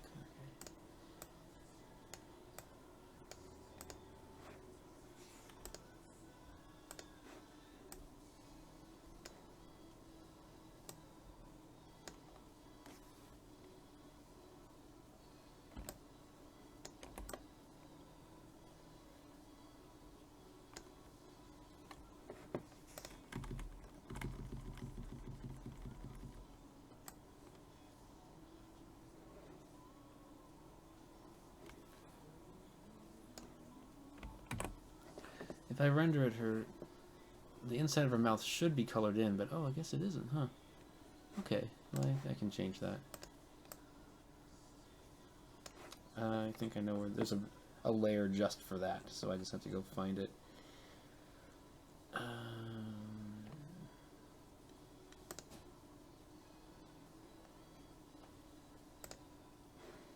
Isn't this it?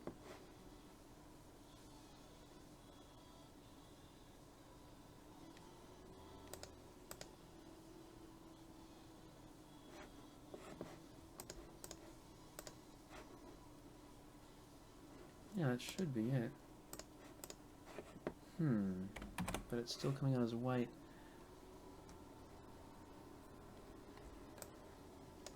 There's definitely a texture there, though. I wonder if, do I have a gradient happening?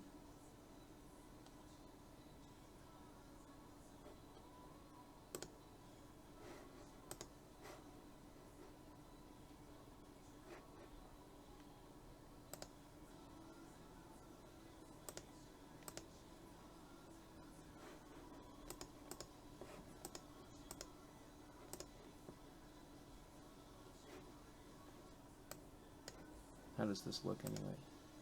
Oh, I like that.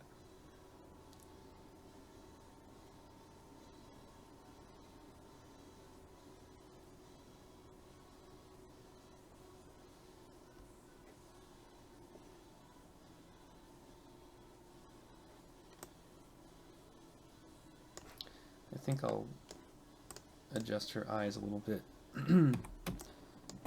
When it gets to this one, is that they just look a little funny.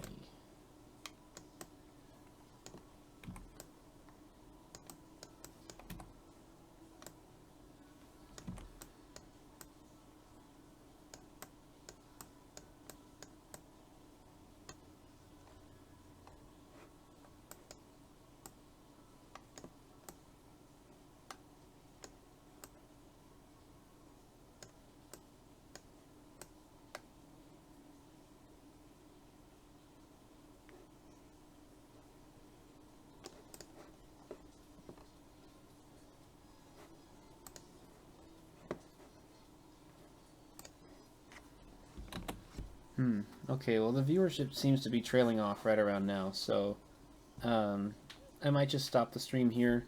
I'll keep going. I think I might sketch out what the dumpster will look like when it gets kicked, and then maybe I can restart the stream at another time and finish it there, or just do a different scene. We'll figure something out, but with only the 3 people watching, and I don't even know if anyone's actually watching, or if they just left their computer on and went to see a movie or something. But I might just cut the stream for now, and I'll do another one soon. Though I did like the turnout; it was good, and I'm sure it'll only get better if I just keep doing it and have a reliable schedule for that. So I'll actually try to do that. Plus, it puts content onto my channel, because I used to upload videos once every couple of months or so, and they were just really quick little animated shorts. But since I've been working on this for the last year, this really takes up all of my art time, and I'm not going to be finished with it for yet probably another year, because there's just so much going on with each scene. So I'm glad that there's something on my channel now, at least. Alright. Leave some comments and let me know if there's more of this you'd like to see, or if I could run the stream a bit differently. I'd like to know. Thanks. I'll see you guys later.